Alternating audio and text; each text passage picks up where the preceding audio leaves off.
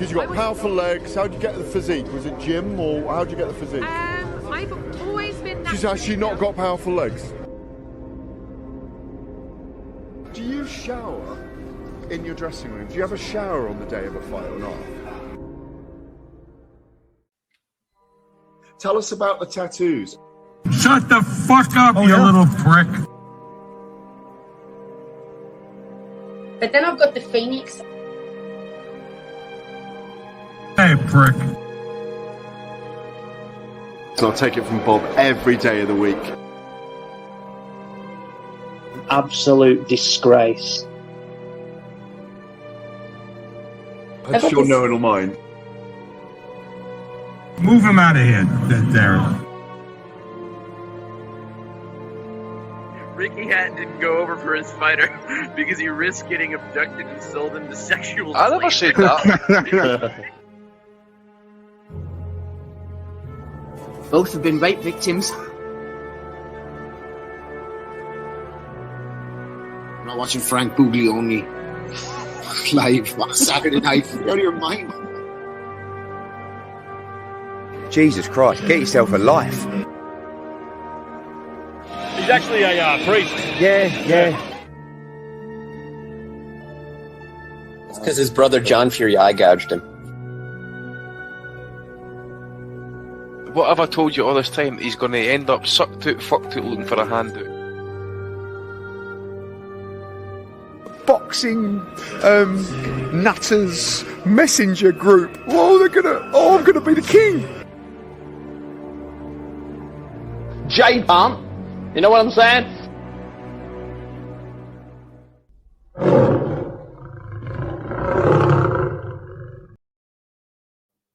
Well, hello everybody and welcome to the 558th edition of the Boxing Asylum Nuthouse podcast. I'm your host Steve Wellings, and joining me on the call this evening we have Andy Patterson and Matty Di Gialinardo, going live on YouTube from 8 o'clock every Sunday evening. The ad-free Patreon RSS feed updates shortly after the show concludes. Hello to everybody listening through the week on YouTube, Apple Podcasts, Spotify, Sports Social. Don't forget to leave a review on the podcast player of your choice throughout the entire month of February, which we're on to now.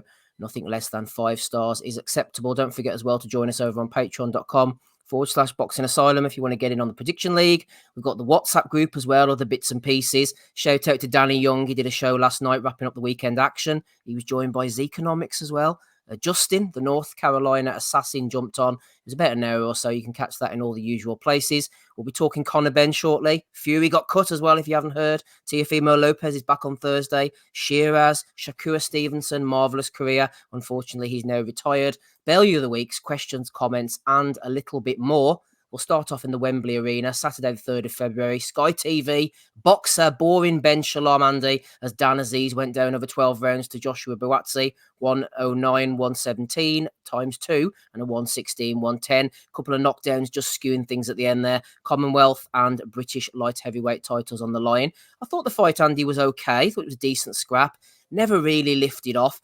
One thing I noticed early on, it never changed as the fight went on. Aziz wasn't coming forward. He just wasn't explosive enough. I think his footwork was a little bit too slow to just get him in range without BUATSI picking him off first. Yeah, and I also think maybe BUATSI had a wee bit better reach. He did look like he's slightly, bigger guy as well, to be honest with you. And you see, I think maybe the speed of BUATSI, better. I think maybe slightly better all-round fighter, actually. I mean, that's no disgrace to Aziz, who, as I say, he's well respected for what he's done in the sport. Just usually couldn't get the shots off, and BUATSI's finding body shots, especially the left hook, having some success with a right uppercut and that as well. Dropped, was it the 10th or 11th? I think it was 11th, sorry. And he obviously had his moments in that as well. Aziz, he was trying to catch him with the right hand, but it was more in type of, in response to what BUATSI was doing. Obviously, there was moments when they were getting caught in the pocket. They were both having moments in that, but I did think in the end it was a clear win for BUATSI. My stream cut out running about halfway through the 12th round, so I don't know how it finished. If it was a big win, but someone did say to me that they felt BUATSI could have pressed for the stoppage potentially in the 12th round, but I was also flipping between that and the Conor BENN fight as well at the same time, so I got kind of caught out. I didn't know that the BENN fight was on so early, actually, to be fair. So why did BUATSI step off, Andy? Is he just that kind of character? Is it the fact that they're mates and all? Because I think he should have made a statement in those last 20 seconds and let his hands go. Well, I didn't catch the last 20 seconds, to be fair, mate. But as I say, Right. I'm only basing it off what someone says to me. If you're saying you could have let it go, then I don't know, mate. Maybe it's a lack of killer instinct, or maybe just didn't read the signals. I Just don't wondering his know. mindset, you know. Possibly, but you've seen it afterwards and that as well. Well, I've read the reports and that, you know, they're all up there saying, you know, it's a pleasure, good mates and that type of stuff. So they both got paid and they both come out the other end okay. So other than that, mate, what can you say? I mean, at the end of the day, it's we mentioned it last week. I think it would be BUATSI's best win. People are now kind of semi-shitting on it because they're saying, oh, it's domestic level and that. But at the same time, you know, Aziz's earned his stripes. You know, it's not everybody can go out and do what he done at the same time. So, you know, fair play to BUATSI, he had to do what he had to do, but that was a final eliminator for Bivall's title, I think, and I don't know, mate. It's just, again, it's all down to levels at the end of the day. So I don't know what they're going to do, because obviously we want to see Bivall against Beterbiev next, so I don't know what would happen, but Oh, I don't his know, mate. His Excellency has that handled, Andy. Well, I Don't you suppose, worry aye. your pretty little head. Hopefully, aye. But as I say, it was as for getting dropped, I suppose he was a wee bit annoyed, I suppose, that he got up, but other than that, I think BUATSI stuck to his game plan, which was simply get on the jab, work the body when he had his moments, and obviously counter upstairs with the right hand. And sometimes Aziz was over his front foot, he was getting picked off with uppercuts and that as well, as we mentioned that. So I just think he was also finding, you know, he was manoeuvring well, and he was actually finding, you know, room to kind of land his left hooks and that as well. So he's both head and body. So Aziz's I think he's the main shot he was looking for was basically his right hand, and he was having some success, but not great. But I just think also the hand speed in that as well was allowing BUATSI to have the major success in the fight. So no complaints about the scorecard. Well, about the winner, sorry. Yeah, no, I agree actually. And Buddy McGirt was shouting, "Move forward, Dan, move forward." He just wasn't able to implement those tactics. MB says powder puff shots from Aziz, no respect, and there's the respect or lack of from MB. Chris Butler says BUATSI needs to step up now, seeing him beat domestic level fights. Yeah, look for that WBA. If it's not going to be a shot at Bivol, maybe a vacant title, or he could fight for all the straps. Who knows? Aziz Mati went down twice in the 11th round. A slippy canvas. We've seen it so many times before. It seemed exceptionally slippy, this one. Maybe some kind of material or something. I know technically a punch landed on both occasions. Was it enough to send him down? On both occasions, I'm a little bit skeptical. That first one, it seemed... I know the punch landed, so technically, as I said, it should be a knockdown, but that first one, it was powder puff blows, really, from BUATSI, and Aziz hit the canvas, but I think that was a slip from what I saw. Yeah, I agree with that. I thought the second one was a lot cleaner. But I still think the canvas came into play, and I know thinking, you look at the scorecards and thinking almost like BUATSI walked it, but but that means that if two of the cards had 116s for him, that means entering the 11th round, if Aziz won those last two rounds, he was going to be able to eke out the draw. And I got to tell you, he was winning that 11th before that bad knockdown call and that slip on the canvas. He was coming on pretty nice. So I think that definitely might have changed the course of the fight. BUATSI very well might have ended up winning the 12th, on his own without the canvas, had that not been an issue. But I think it's a shame because there was a chance to have a nice little draw on our hands there. With Aziz working his way back into the fight. BUATSI, obviously the more athletic fighter, the better selection. I got this thing, he's a little bit more athletic, a little bit more upper body movement, Steve, but for some reason, Aziz kind of reminded me of Glenn Johnson. Particularly at the distance where they like to throw their jab. It's a little bit closer than most would tend to throw it, but they kind of land it before full extension and just push through and kind of keep your head back a little bit. And yeah, just kind of the way when he was doing his thing, walking forward, just the touches, looking for the bigger shots. I definitely saw a little bit of Glenn Johnson in him, but this was a decent domestic scrap, and hopefully we might get BUATSI yard out of this at the end of before all said and done. I think that would be another very good scrap to have on your guys' shores that I think would put some asses in the seats. Aziz models himself, Matty, on Marvin Hagler, but you think that what he needs to do now is start globetrotting around the world, clock up 16 losses, and go the Glenn Coffee Johnson route? Yeah, just tell everybody you thought you were robbed. onward you go. Every fight you lost, I was robbed. I was robbed. I was robbed.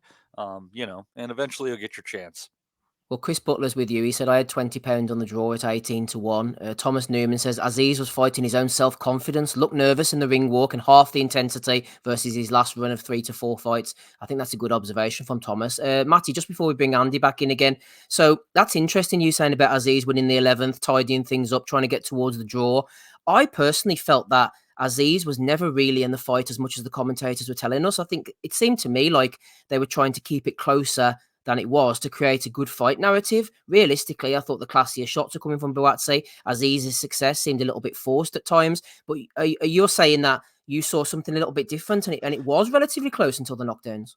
Yeah, and based on the judges' scorecards too, before that point. So I don't know. I think the way I best explained kind of how I saw it is that the rounds that BUATSI won clearly, I think there was a fair bit of gap between him and Aziz.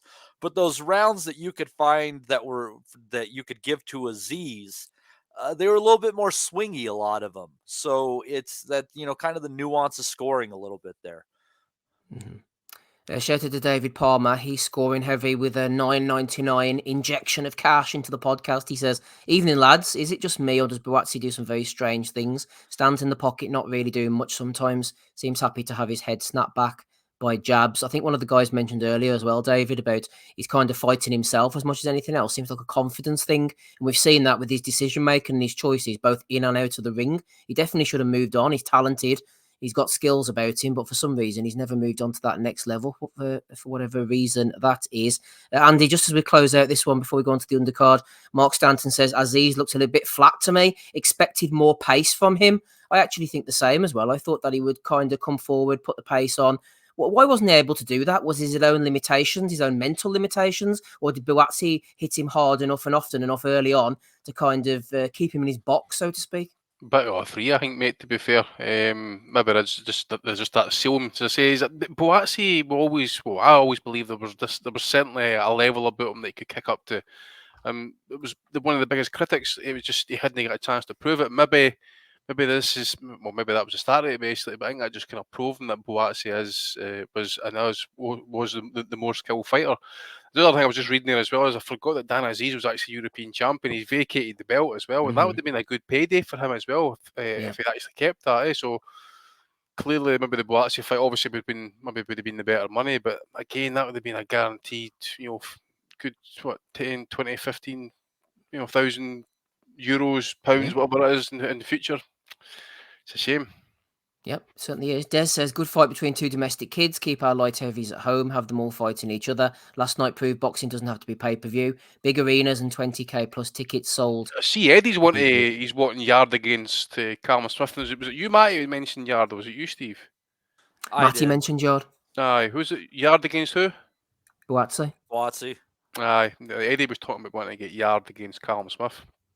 Eddie just wants to ring another payday out of him. BUATSI says that everybody on the street, when they speak to him, they always say, when you're fighting Yard, when you're fighting Yard. It's a good domestic scrap. They need to get over the line, get the promotions together, and get Frank and Eddie's heads together now if His Excellency has to get involved as well. But really, that fight should be in England, Andy, you would think, wouldn't you? Yard against BUATSI. That's a good domestic scrap, that. That was, as Des says, you want to try and get the domestic fights made here. I mean, we've been calling for them for long enough now. Yeah, they're not exactly a domestic fight if they take them abroad, right?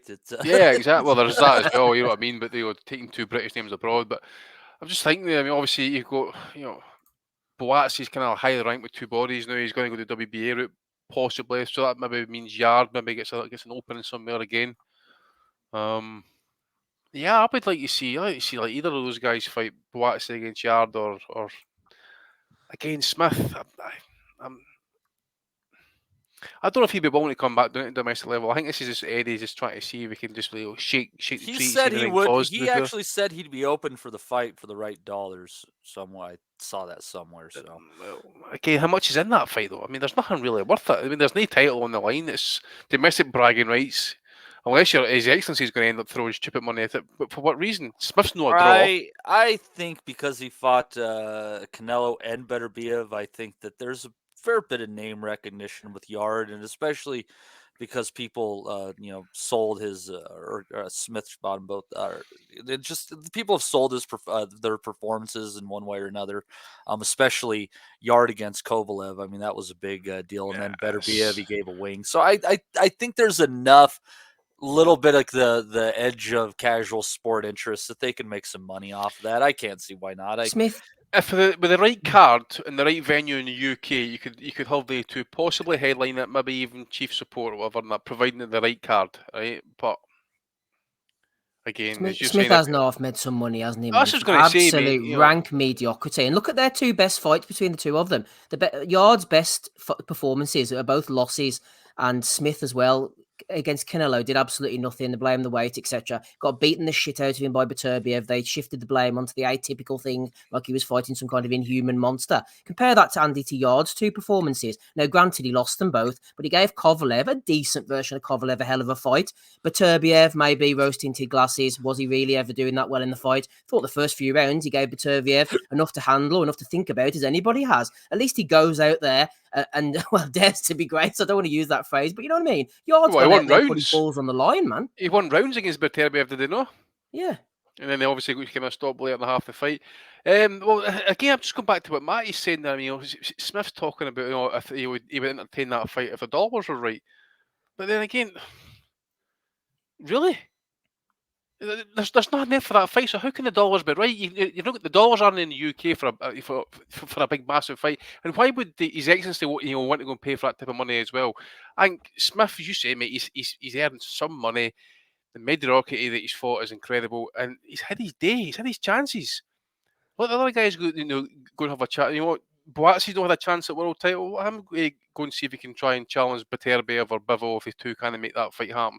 Let him go and have a chance, see if he's any good. But obviously no. But Yard, again, he's in a good position as well. He's the one that's getting called out here. Eddie's wanting to make the Smith fight. Matty's wanting to try and talk him into having a fight with our man here as well. So good options for him. Surprised Frank's not been out here talking yet. Me and Dominic were talking about this before, and he made a good point. I think Smith's as good as retired, but he's not going to say that because an opportunity might come knocking, whether it's a Yard, whether it's somebody else for decent money, and he would take it rather than, he's coming out of retirement, he's done, his mindset's not there, he's kind of not laying his cards on the table as such and not making a commitment. But I'd say he's as good as hung them up. He must have made some money. I still think you might see him at cruiserweight before all is said and done. But he's been fighting like once a year since when 2018, 2019. Yeah, give or take. You get battered by Opataya, the holy trinity of big payday beatdowns. Tyson Fury's want a word with you there, mate. Exactly. We'll talk about Fury later on. Anyway, let's get on to the undercard. Tell us in the chat what you thought of it. We had Adam Azim, I think. What do you think of that performance, Andy? I think Azim was he was quite explosive early on in his career, put his shots together really well against lesser opposition. As the opposition's gone up, I think he showed a bit more patience, the jab. He didn't throw all of the heavy shots early on. He threw a few feelers out to the body, especially. Paulson looked to me like he couldn't punch. He was awkward. He was getting in and out of range. I think as the fight went on, he probably would have given him a few problems, but I didn't expect him to beat Azim. But then the old Wellington curse hit him, as you know. That's what put paid to my career, the dislocated right shoulder. He'll never be the same again. He may knock it on the head now. We've seen many fighters like that before. Very few actually come back to the peak of their powers. Dean Francis had troubles with his right arm for many, many years, and he kept on making comebacks and having operations. And I can tell you from first hand, once it comes out, he just keeps on popping out. And old Enoch Paulson, man, and I'm writing off his career after this. It seemed to happen to Pascal a couple of times. It happened in previous fights as well, didn't it? Mm-hmm. Yep, exactly. But did someone's commentary say that actually happened to him before? Yeah, and he's had knee problems and he's had his arm come out twice before. So he had to give up the European title before he was the champion, wasn't he? And he had to give it up because of injury. So it's something that's following him around. All right. I was in and out of this fight, to be fair, mate. But what I did catch, he wasn't really kind of looking too hot, was he? It looked like, for what I seen it anyway, Azim was on top of him, and I thought it was a delayed shot actually, and then I kind of seen it from behind. It was obviously the shoulder goes for him. But what can you do, mate? Injuries happen, but. Yeah, I've got a mate as well. Actually, he done his shoulder or his collarbone coming off a bike, and he was out with his son one day on the ice, and his son kind of like fell, and of course he's holding him by the hand, and it's because he's went down with him, he's pulled it back out again. So it's quite easily done again once you damage it like that. It never heals the same. Yeah. Well, the late great MC Harry McGavock pulled mine out once in the short social club. Absolutely. Harry was up on the up on like an elevated stage, and I was at the bottom, and I says, "Well, Harry, how are you getting on?" He's like, "Oh, not too bad." He put his hand down to shake my hand, and I shook hands with him. He tried to like elevate me up to his level and pulled my shoulder out completely. I was running around after the fights with my shoulder popped out. He was going, "Oh God, where's a medic? Get a doctor, get a doctor." And I was like, "It's all right, Harry, help me click it back into place." So yeah, a boxing related injury, no less. Well, Steve, let me ask you, how would you have felt if somebody that was there in attendance did a backflip in the crowd after they saw you get your shoulder separated? Well, it wouldn't have been me. I've never seen somebody so exuberant over somebody having a separated shoulder as Adam Azim was. That was a hell of a display that he put on after that injury stoppage. I got to tell you. I think though, Matty, when it comes to the people who do the flips in the ring, they have to do it regardless, don't they? Like if you remember Teofimo Lopez, he always used to do the flip. Was it like the Fortnite dance or something? And he ended up on the flip. And after he lost to George Kambosos and he done the infamous interview and all the crowd had left, I remember somebody saying that he did the flip in the ring. It's almost like a tick now, like he has to do it. So it doesn't matter whether your shoulder comes out, Matty, or you've knocked someone out cold. Azim has to do the flip now. Gervonta used to do it off the top rope, did they not? That's right. That was a dangerous one, wasn't it? I wonder if he does similarly at somebody's funeral. You got a question. When does the backflip stop? Flip your way 6 foot under into the grave. Anyway, back to Azim. Matty, what did you think of him before he was backflipping and destroying Paulson's shoulder? I think he's a decent enough fighter. I don't know that he's necessarily world level, but I think he's probably European titleist level. Decently skilled fighter. But I reckon he'll end up finding his level, within the next probably 12, 18 months. Well, I'd say he is the European title level because he is the European champion. There you go. So he's there. I think he's moving in the right direction these days. No, he's hit his ceiling, and I just told you that without knowing. He's going to get no better. Yeah, no he's at his best. He's probably going to be Ava Nation level. So European titles. Ava Nation rather than Marv Nation. What about the women on that card, Matty? Did you catch up with Caroline Dubois or Francesca Hennessy? I must confess, I didn't see them myself. I didn't. I was in a business kind of thing before. Well, when those were on, so I'll have to go back and check out those fights. Are they worth seeing? I didn't watch them, so no. Okay. Clearly not worth my time, Matty. No, indictment on the girls. Yeah, that was all I saw. I was watching, and I was kind of watching simultaneously with the CONOR BENN card, so it all kind of ran together. I don't know who was fighting who and where. No, me neither. Don't worry, we're coming to the CONOR BENN card. Let's close this one up then. Jamie Shakiva with a 6-round points win over Konstantin Dobzhenko, getting me some points on the prediction league. Shout out to Joe Kennedy for running that. On to Ben Whitaker, Andy, with a 5th round TKO over Khalid Gradia, degrading Gradia in the ring. I don't mind a bit of shithousery, a bit of showboating. I've said this before.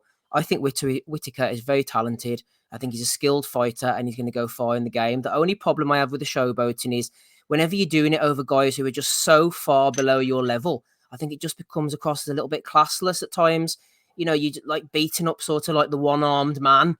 And then Gradia had absolutely nothing to offer. If they're doing it as like Naz did at sort of European level, or if there's a bit of beef beforehand and you're beating up a rival that you hate, I'm all for that. No problem at all. I just think when you're doing it with these kind of journeymen who have absolutely no hope in hell, it just gives off a bit of a bad look. Maybe I'm just being a bit of a bitch about it. I take the point as well. I mean, I take other people's points that I'd like to see that type of stuff. But at the end of the day, what you talk about when you're in the gym for the first time, boxing's all about respect, So you need to start showing people some respect because you just know someday, that punch might just have your name on it and it just wipes you out. You just never know. But I take the point because he's fighting absolute trash, burnt, journeyman. Even that. That's fine. I mean, he's dancing about there like he's at a reggae party, mate. It's just there's no need for it. It's fine if you're doing it at world level, right? And you're absolutely outclassing the best opponent in the world that you can face at that point. No, some jobber Not some jobber, mate. I mean, anybody could have done that. Even you might not win the fight or look great against the guy, but come on, fuck, man. And the thing is, you hear him talk. He comes across pretty well. He does, you know, he speaks pretty, you know. So I just think he's fronting, to be fair, and whatever it is. But look, he does his thing. All I'm saying is, if he's going to keep doing it, then just be prepared. That's it. Because that day, if it does come and he gets caught, he gets chinned. You can, as I say, you know what's going to happen. The memes are going to appear for a bloody lifetime, and okay, it's a bit of a laugh at the end of the day, and that I get it. But as I say, there's levels to it and that as well. It's fine. Look, Nas tried it with Kevin Kelly and almost came a cropper. Tried it against Barrera and got served and that. So there is a point when you got the levels, you can't pull that stuff because someone has got your name, like your name's Floyd Mayweather, that is. But there you go. Absolutely. Des says Whittaker's timing is going to be just right. He'll catch the scraps of our domestic lot and the two monsters might be ready to go. Whittaker is a huge talent, Matty. If Ben Whittaker were to fight Dan Aziz next, which is not going to happen, how do you think that fight would go, Matty? That's a really interesting question because you kind of wonder when Whittaker's showboating is going to catch up with him, and I think Aziz is good enough that he could probably find a moment to take advantage of. But it's kind of that curiosity of like just like where the level is going to be with this guy. Like, he's obviously very skilled. He's very talented. He's athletically gifted. He's got superb reflexes, all these great things that you can like, very akin to, a Nassim Hamed.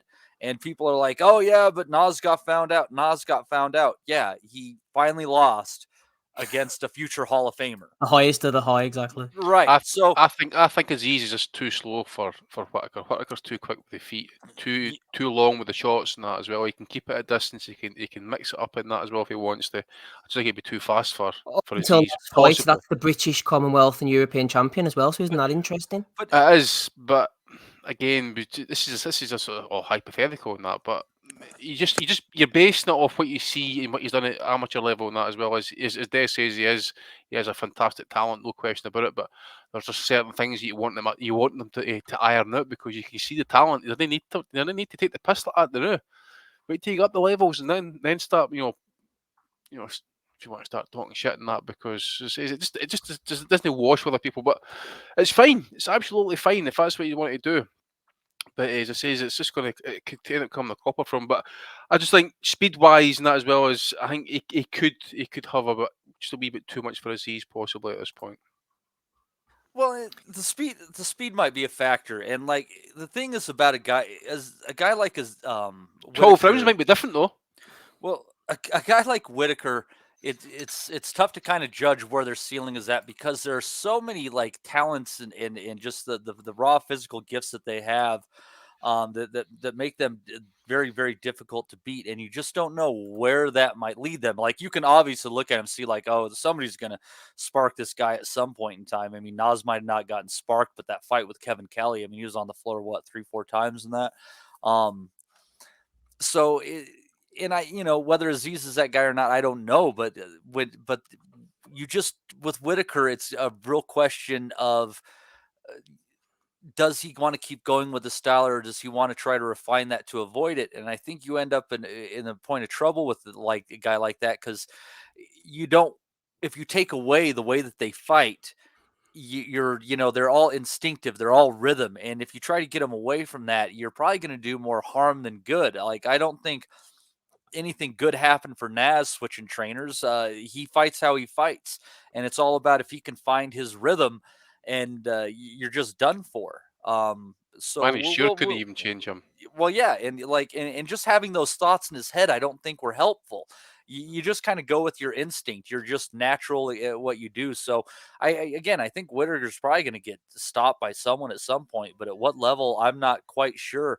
But he sure is entertaining while he's doing it. He's got a funky rhythm. The question is he more Nassim Hamed or is he more Emmanuel Augustus? We will find out. Des Says Matty is bang right. Danny's too slow of hands and feet, and Whittaker is huge. Danny's a small light heavyweight. The thing is, Matty, regarding Whittaker, Azim, and any other prospect, we've seen him as many as we have over the last 20 odd years watching boxing. You have to tick boxes. They look $1 million on the front foot, and this isn't a slight on them. Whittaker looks class when he's backing people up. He's fighting at his pace. You have to say, what happens when somebody makes him fight at a pace he doesn't like? For 8 rounds, for 10 rounds, for 12 rounds. What happens when he gets hit? I'm not just talking about Whittaker, but I'm saying Azim as well. And any of these prospects, we have to tick these boxes first. We see them backing people up. We saw Josh Kelly backing guys up, the infamous 7 left hooks in a row. It's okay doing that at a certain level, but you have to tick these boxes as you go along. We haven't seen Whittaker punched by anybody yet. We haven't seen him really backed up by anybody. We haven't seen him make to fight somebody else's fight. He's fighting his fight at the moment. We have to tick those boxes first. Steve, I'm not even sure that I'd try to throw 7 left hooks in a row against a fighter who had no right arm. Just, I don't know, not my style. But yeah, I don't know, Steve. It's so tough because the whole thing about this is like you're trying to judge like on some tangible analysis fighters that are just completely about intangibles. And I think that's the difficulty with it all. And yeah, you might get found out and something like that, but you might not. It's when fighters are all about fighting in a rhythm and they just have the incredible athletic attributes, they're really hard to figure out because, I mean, they're going to be throwing shots from angles that folks don't expect. And yeah, you might be able to back them up. And some of these guys can't fight off the back foot. We've seen plenty of come forward fighters who, as you're pressing, they can't do much off the back foot. But what's to say a guy like Whittaker can't shift an angle when you got him going into the corner and then corner you? Absolutely. So I don't He know. Might well be. Let's find out. Exactly. 100% agree. I'm not saying he can't. Yeah. I just need to see. Yeah. He's a really exciting and interesting prospect. And He is. And I think the fact that he has so much bravado and when you couple it with his style, he's going to have a lot of people who like him and he's going to have a lot of people who hate him. And that's going to drive viewership. People are just as inclined to try to watch if they want to see somebody get knocked out as if they want to see them knock somebody out. Mm-hmm. Yeah. Well said, Matty. Chris Butler, just to close, says all his fights have been showcases so far. Number 1 says, got to give props to Boxer for putting out a half-decent show. Try as he might, even boring Ben Shalom wasn't able to kill that show last night. Paul Rafter, he said, was a bit disappointed in Aziz. Wanted BUATSI to be found out, but it didn't happen. And David Palmer, talking about Whittaker, says it will be fun finding out it. Well, exactly. He might get knocked out at some point. It's going to be a fun ride along the way, and that's what we watch boxing for, isn't it? Well, not in our case. We watch boxing so we can be miserable and complain every weekend, but some of you lot out there might enjoy it anyway. Shout out to the chat. It's episode 558 here. While that show was going on in Wembley Arena, there was another card going on at exactly the same time. One of the biggest punchers in British boxing. Well, should I say, Andy, one of the formerly biggest punchers in British boxing, CONOR BENN, 22-0, going in against Peter Dobson, 150.5 pounds they both weighed in at. A few devils, Andy, a few devils out there on the internet were suggesting that Conor's power has dissolved mysteriously. I'm thinking he's just boxing off the back foot a bit more, just showing us a new look. Showing us a few different things, personally. That's what I think. I mean, where's the power gone? What on earth could the matter be? I think it might be the jet lag, mate. Having to fly all that distance to Florida or America, wherever it is, wherever he's fighting. Listen to John Fisher for the whole 12 hours. Yeah.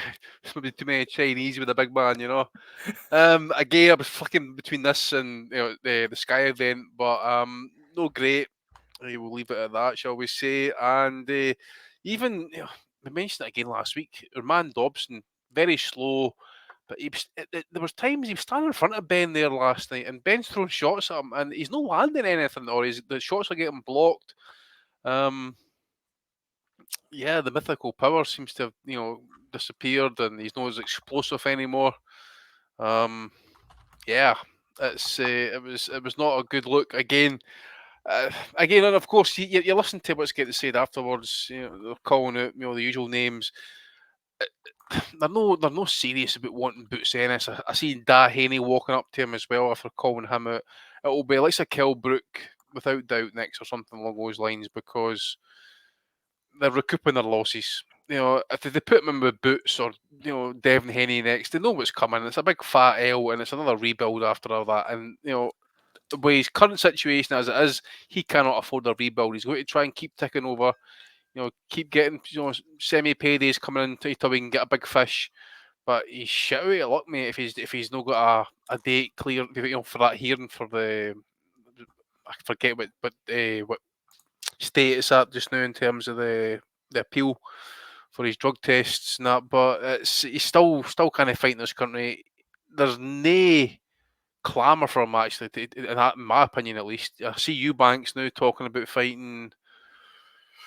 Who was it? It was. I get at this point. I need to go and check Twitter. He was chasing Alim Honolulu last time I heard. No, that was Kell Brook. Sorry, Kell Brook was having an interview with Simon Jordan. That's what it was, and he'd mentioned Eubanks. Sorry. Okay. So you never know. Maybe Brooks no want any be entertained with that, and he just want to fight Eubank and fight it on Sky. Eddie's not involved again, but I think it's an odd situation for Ben at this point. He needs to get that UK clearance.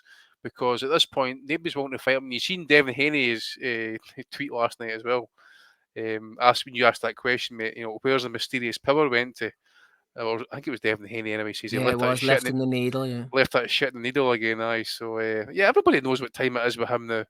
Again, as I say, I just think that he's just trying to recoup his losses. I mean, look, he's got a lifestyle, he's got a young family, but he's also had to pay lawyers. He's had to bring in specialists for this stuff, to try and clear him. And he still hasn't got any closer to it. And you don't know what he's earning just now in terms of paydays, but I'm not really bothered. Did you see what the crowd looked like? No. What crowd? Exactly, Steve. It was like a leisure centre or something. It was like COVID again, little Osama bin Laden cutouts. Well, I think it was at the Cosmo, but I think they had the room scaled down. I mean, so it was like a casino ballroom or something like that? Yeah, I think that maybe 1,000 people there.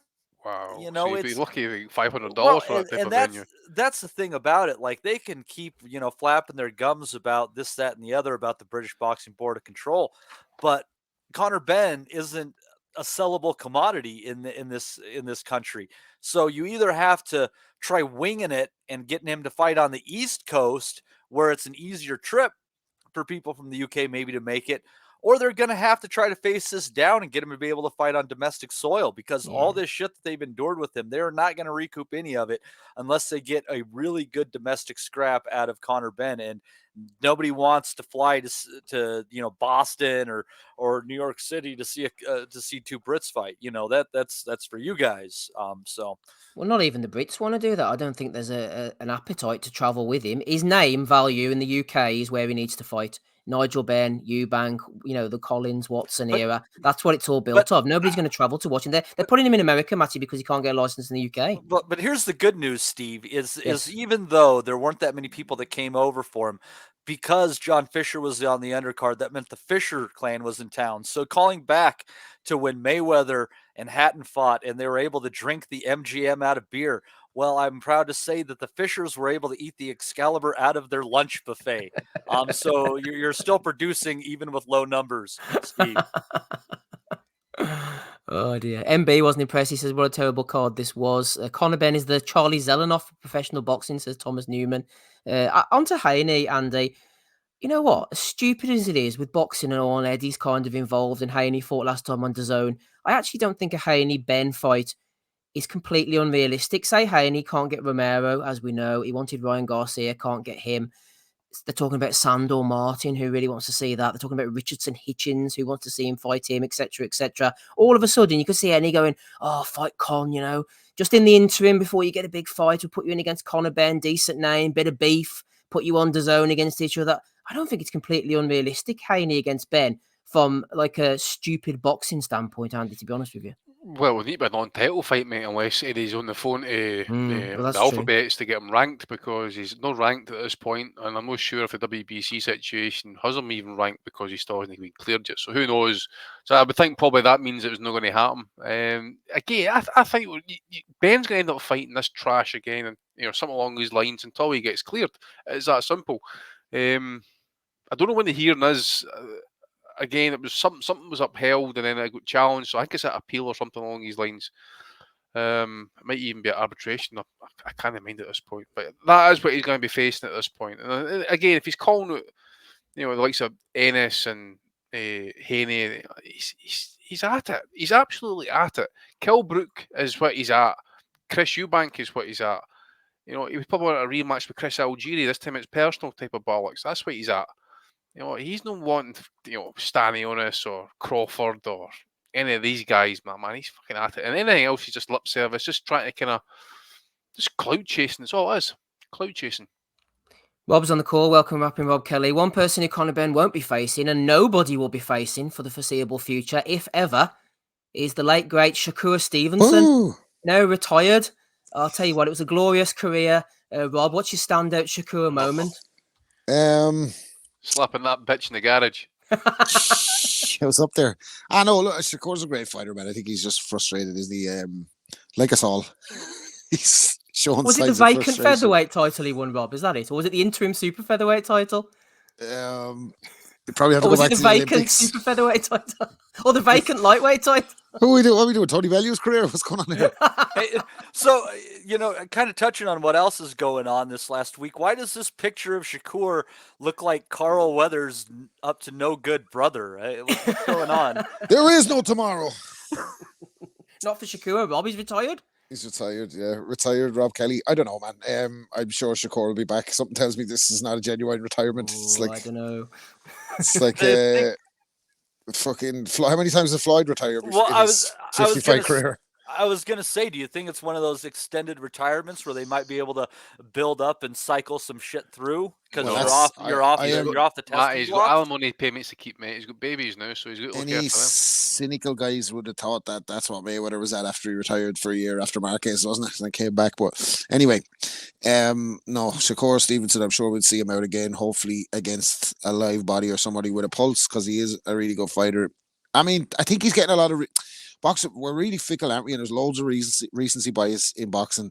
Just because he stank out the place the last time, he done well up to that. Like, hadn't he been beaten, like, undefeated? Most of the guys he'd been beaten on the way up or undefeated, as far as I know, in the last previous 3 or 4 fights to that. So he is a really good fighter. It's just not that he's in the who wants him club. Nobody wants to fight him. He can't draw flies, and yeah, he's not particularly exciting outside of Twitter. So, but I do think on his day against the best guys, he's in the argument for sure, and probably the favourite against most of them. But what the fuck do I know? Conor Benn, one of those best guys, Rob. I can't see you put Conor Benn and favourite in anything other than, like, I think he's hands down the most dislikable guy in the sport. I really believe that. Like, he is such. Do you know what his behaviour in the press conference last night when they were like, "Hey, he said you left some shit in the knee." He was like, "What the fuck is his problem? Fucking ain't he? You want to fucking come over here? I'll give him the power. Oh, fucking Errol Spence, I'll take you right away, you fucking wanker." You're behaving Roid rage. Behaving like exactly. Well, it could be a combination of two things, but he's behaving exactly like what he fucking is, a spoiled child, a fucking spoiled brat who was born with a fucking silver spoon in his mouth, and is one of the most entitled fighters on the planet, who's beaten nobody with a fucking pulse. Has beaten nobody. His record is shocking, and now he's had 2 knockover jobs against fellas he was supposed to knock over, and he couldn't knock him over. And now Errol Spence is a wanker because of that, and so is Devin Haney. And like, Devin Haney's dad, who cannot stay out of the fucking public eye, man. He's like fucking, like Shug said about Puff, all up in the videos. Like, isn't he going around with his son in the tracksuit, 54 years of age, showing up at everything? He had to fucking go and put himself in the mix. He's doing his job promoting his son, and Eddie must have been thanking the fucking his lucky stars. He's like, thank fuck Bill Haney showed up at this press conference, because now we can float another mythical fight for Conor Benn that's never going to happen. Steve, I hear you. You're saying that might be a bad fight for welterweight. Do you think Eddie's going to put Conor Benn in with Devin Haney? He's fucking no chance of beating Devin Haney. No chance. Devin Haney had jabbed the fucking head on. Pistol Pete nearly fucking... Pistol Pete... If Pistol Pete had found some belief and got out of sparring partner mode, he could have won the fucking fight. Jesus Christ. And he fighting on it. He probably just after breakfast as well. At the time it was on. Wasn't a good time for Pistol Pete. And let his Weetabix settle. Fuck's sake. They're trying to... Like, Eddie's a great salesman, right? He's one of the best in the biz for selling you, dressing up fucking shit and selling it to you, but he can't do it with him. Like, he has him over in America because he can't get a license in the UK, fighting at lunchtime against fellas on a 4-year hiatus that he can't knock out suspiciously. And maybe it's the ring rust. And then Eddie was making excuses for him afterwards in the ring. You know, it's maybe when he can fight with a free mind, that's when you see the real Conor Benn. It's mentally tough for him just now, Rob. It's mentally tough for him. That's why he can't knock anybody out. Everybody get off his case. You heard what he said on Piers Morgan and Ariel Helwani and anybody else who shoved a microphone under his face. This guy's an embarrassment, man. He's going around calling out retired fighters. The only time he talks about fucking real life fighters is when he's on Twitter, because I guarantee if Boots Ennis had been in that venue last night, he wouldn't have said nothing. He wouldn't have said nothing against Terence Crawford or a real fighter, but he wants to pick on Chris Eubank Jr. and call him up and drag him down from a fucking, as Chris Eubank Sr. said, he walks around at 185 pounds. You want to drag him down to 160 for a fight that nobody wanted to see in the first place. Then when that can't happen, he goes chasing fucking Kell Brook. Like, no retired fucking 47 pounder is safe. Fucking watch out, Mark Breland. Do you know what I mean? It's just, yeah, it's just a bit, like, I wouldn't mind if he got in and he got on with it and he just came out and was like, yeah, we're fucking looking for big fights, blah, blah, blah. But that's the way he goes on. Like, he's the least convincing tough guy in the sport, the least convincing fucking hard man in the sport. He barks too much. And looking at his performance, any ranked welterweight to splatter him. They're talking about Barrios, like the lads. I think Barrios beat him. I think any of the fringe welterweights he'd really, really have trouble with him, because he's not that good. And he hasn't really tested himself. He's been on the fucking... he's had a burst of strength out of somewhere. Now that burst of strength has disappeared, and he really looks like a novice fighter. He looks bang average, and none of those big shots last night were having a dent in good old Pistol Pete. So I don't think the Americans will be jumping out. The American Twitter last night was flaming Conor Benn, flaming him up. They're not in a hurry to see him again, like. So I don't think he's going to be a draw over there. Eddie needs to get that license situation resolved ASAP and try to bring him back to the UK so he can make some bread out of him, or get him over to Saudi. Exactly, because I agree. Bro. He's not going to draw flies over there. He has no star power, and they're actually laughing at him. It's damaging his brand having him fighting on the buffet. And you put Devin Haney trolling you on Twitter saying he's left that shit in the needle, you know. So and then he's like, oh well, what's Devin Haney talking about power? He never had power. Yeah, well, that's the point. Devin Haney's had no power and he's still a world champion. That's showing you how good he is. It's not fucking, do you know what I mean? If he gets a sudden burst of power over the next 3 fights, everybody will be wondering where the fuck did Devin Haney get this power out of? You get me? Like, so yeah, anyway, but at least Haney's got the kind of the alternate excuse that he actually, you know, the weight drain didn't make him 35 compared to 140. We mentioned it after his last fight. Ben has nothing for Haney. He just has to say what comes into his head, doesn't he? Haney would jab his head off. Haney would beat the shit out of fucking Conor Benn. Beat the living shit out of him, whether he can punch or not. Well, this fight was at a catch weight of 150 pounds as well, and I don't even really see Ben as a welterweight. Don't you guys just look at him and think he's like he's a light welterweight? He's more. He's a 140 fighter. Yeah. Yeah, and I mean, to be fair to him, he does have some decent quality. He's very fast of hands. He's got decent foot speed. He's clearly athletic. Fantastic tattoo work. You know, it's a nice shame fake beard. Spent his earnings on all of that work, but you know, there are things that you can look at him and say, yeah, those are attributes you might look in for a fighter, but it's not all there. He's not a complete package. I don't think he ever will be. If his name wasn't Ben, we'd have never heard of him. You could be right. We'd have never heard of him. Fellow with his ability would have never. His name was Conor Bean. Yeah. Well, the thing is, again, you know, Eddie signed Ricky Hatton's son, and you know, it's like you hear it all the time with football players and stuff, especially in the UK. I mean, there's Duncan Ferguson, right? He's come up here, manager Inverness, and he's brought his son up, and managed to get him a loan deal, you know, at Forfar. I believe Wayne Rooney's son's been signed up by some clubs, so clearly some clubs are taking a punt, hoping, you know, they're going to have the pedigree here. You know, it never always works out Paul that way. Dalglish. Yeah, Paul Dalglish. Paul Dalglish. My cousin was in digs with him. When he was at Celtic. And the man that was in the digs, we were talking about him. He's like, I had him down the park. He couldn't keep the fucking ball up. He's like, got fucking 2 clubs. He couldn't keep the fucking ball up down the park. Amazing. Ken Griffey Jr. and his dad played on the same baseball team before his old man retired, and LeBron James is trying to stay in the league long enough to play with his son. So you never know. Maybe we will see a father and son fight someday. Yeah. Well, we have before, haven't we? Harry Doovan Jr. against Harry Doovan Sr. in 2006, heavyweight extravaganza. I've seen it all. Really? I've seen a ton of them in Wexford. None of them on fucking pay-per-view. Just go down to fucking some of the locals. It doesn't count if the cops are called, Rob. David Palmer says Ennis versus Ben is my most wanted fight of the year. Matty, Rob mentioned the Americans there, and you're definitely in my top 15 of respected American contributors. So I'm going to go to you here on this next. Fucking number, wasn't it? God bless you. 15. On this Amazing. next one. So Conor Benn, tell me how the fights go on in your perspective. Conor Benn against Chris Eubank Jr. if they manage to make it again. Obviously, weight permitting. How do you think that one would end up? You know, the first time around, I thought that Eubank was going to have a hard time squeezing down and he was going to look a little shit. And I thought that Ben was going to fucking knock him out. And also because I thought Ben was on steroids. And then everyone found that out and kind of fucked that fight for me.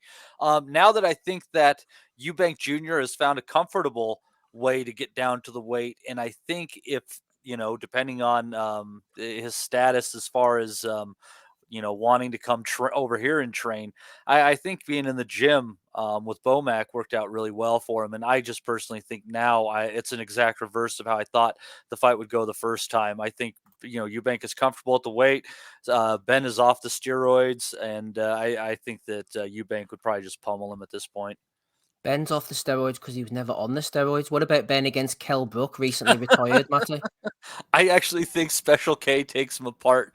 And kind of like, I think he'll have one more signature win, kind of like the way that Freitas had when he came back and beat the snot out of Oliveira, like 4 weight classes above where he competed.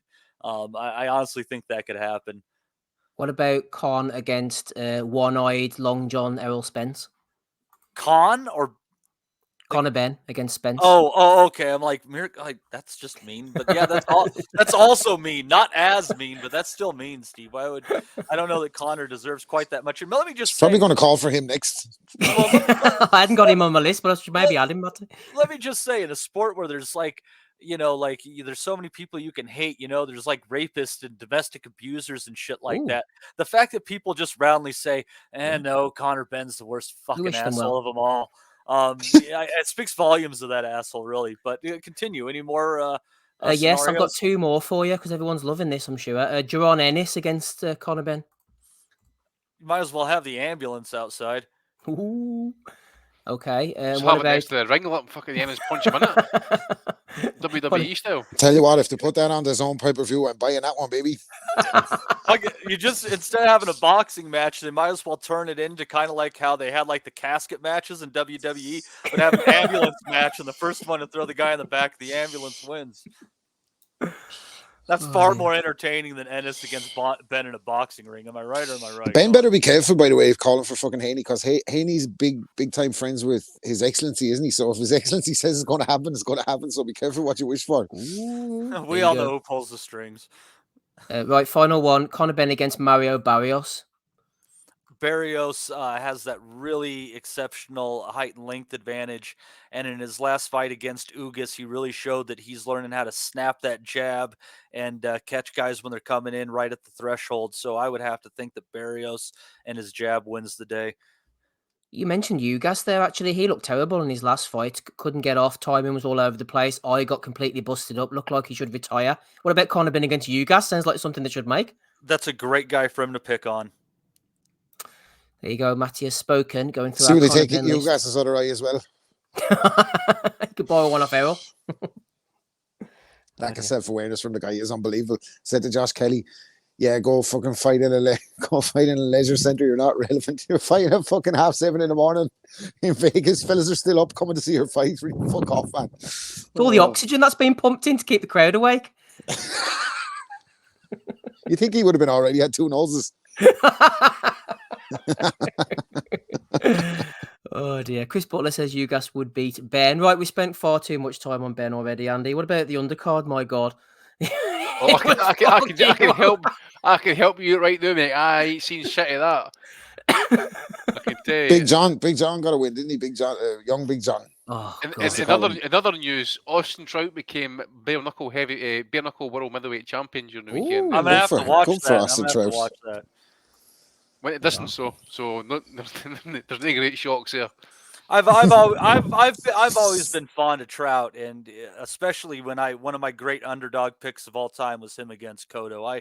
I'm pretty keen on the guy. Fish-based theme, isn't it? Johnny Fisher, Austin Trout. Need to get Jamel Herring in there. Nice, Steve. That's nice, Steve. Maybe we can get them all to box underwater and see who has the most oxygen. I would definitely. That'd be the next thing. And everyone has to wear salmon-colored trunks. Oh dear. That undercard, I'm trying to think. The Ammo Williams, he had a really good knockout on there. Yeah, he looked decent. Thought. Yeah, the thing about Ammo, like people were, kind of shitting on him in the Nutters group, but I kind of think he fought how he felt he needed to fight, and he kind of did what he needed to do and ended it when he felt like he wanted to. He is a talented fighter. I'd like to definitely see him in a step up, but you can just tell that he's really a physical specimen and he's super strong. He's got kind of that Bruce Lee, Manny Pacquiao cut to him, and when he knocked that cat out, like he knocked him back like 10 feet. He's a very, very strong man. He is. Go on, Rob. I saw the other card if you want to. Yeah, go on. Go ahead, sure. I saw, because I didn't know. You watched Conor Benn on a Saturday night, Rob. No, I switched over to Conor Benn momentarily, and then I said he's dog shit to the lads in the chat. Any top welterweight's going to splatter him, and I went back over to the domestic thriller that was BUATSI versus Dan Aziz. I watched that card. I thought, who was on that? Adam Azim. I thought he was good. Thought he was boxing well, warming up into it. The guy puts his shoulder out, obviously, and fucking, do you know what I mean? You have a bit of an anticlimax, but I think he's a good fighter. Looked very sharp. Whitaker on the undercard. You've all said what is the most obvious thing. I think he's actually added a little bit, where he feels like he's one of those young fighters. He's kind of come up in the social media era, and maybe we just don't understand it. But he's been a prick to kind of do the Jake Paul route, I think, a little bit, and the fucking dancing and all that. It's not. We've spoke about it a million times. It's not impressive against sparring partner level guys. Let's see if he can do it as he moves up. Have they got rid of Sugar Hill with Ben Whitaker? I don't know, unless he was out with Fury, I suppose. Oh yeah, probably out with Fury or that. Yeah, but I don't know. He seems like he's another unlikable guy. But maybe he's got everybody tuning in. He's Ben Shalom's only hope of a real star over there, I think, because BUATSI and Aziz, as much as the commentators hyped it, I just thought the quality was very poor. I thought Aziz especially looked like a club fighter. He gave his all, but he looked tentative, he looked tired, and he looked like he'd blown a gasket by round 9 came, and Buddy McGirt was shouting at him to move forward for the last 3 rounds and start going for it, letting his hands go. But I felt like he was afraid to let his hands go because he knew what was coming if he opened up, because he was too tired, and then when he was forced into it, he was getting knocked over. And I actually think BUATSI showed him a bit of sympathy in the 12th round because he could have finished him.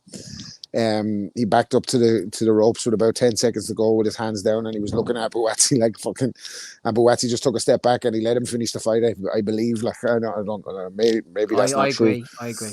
But I feel like he let him finish on his feet because the two of them are mates. But that says a lot to me about BUATSI as well, because Beterbiev's not letting anybody finish that fight. Or Yard is not letting anybody finish that fight. Or even Bivol. Well, Bivol probably let him finish the fight, but you think, just with the quality that's above him, the Anthony Yard fight's the only fight to make. I'd probably favour Yard in that fight if things go tough, because he's been through it against higher caliber of opponents. BUATSI's kind of not where he should be based on the talent he's supposed to have had from amateur turning over.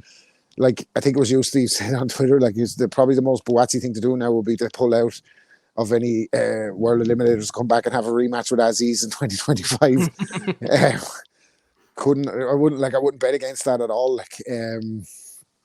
But I just thought it was a poor fight. I didn't think it was. I thought BUATSI was well ahead. I didn't think it was close by any stretch. I agree. George Groves is doing his best to sell it as a potential draw. If Aziz hasn't got dropped 3 times, it would have been a draw. So I couldn't see that. But yeah, poor fight.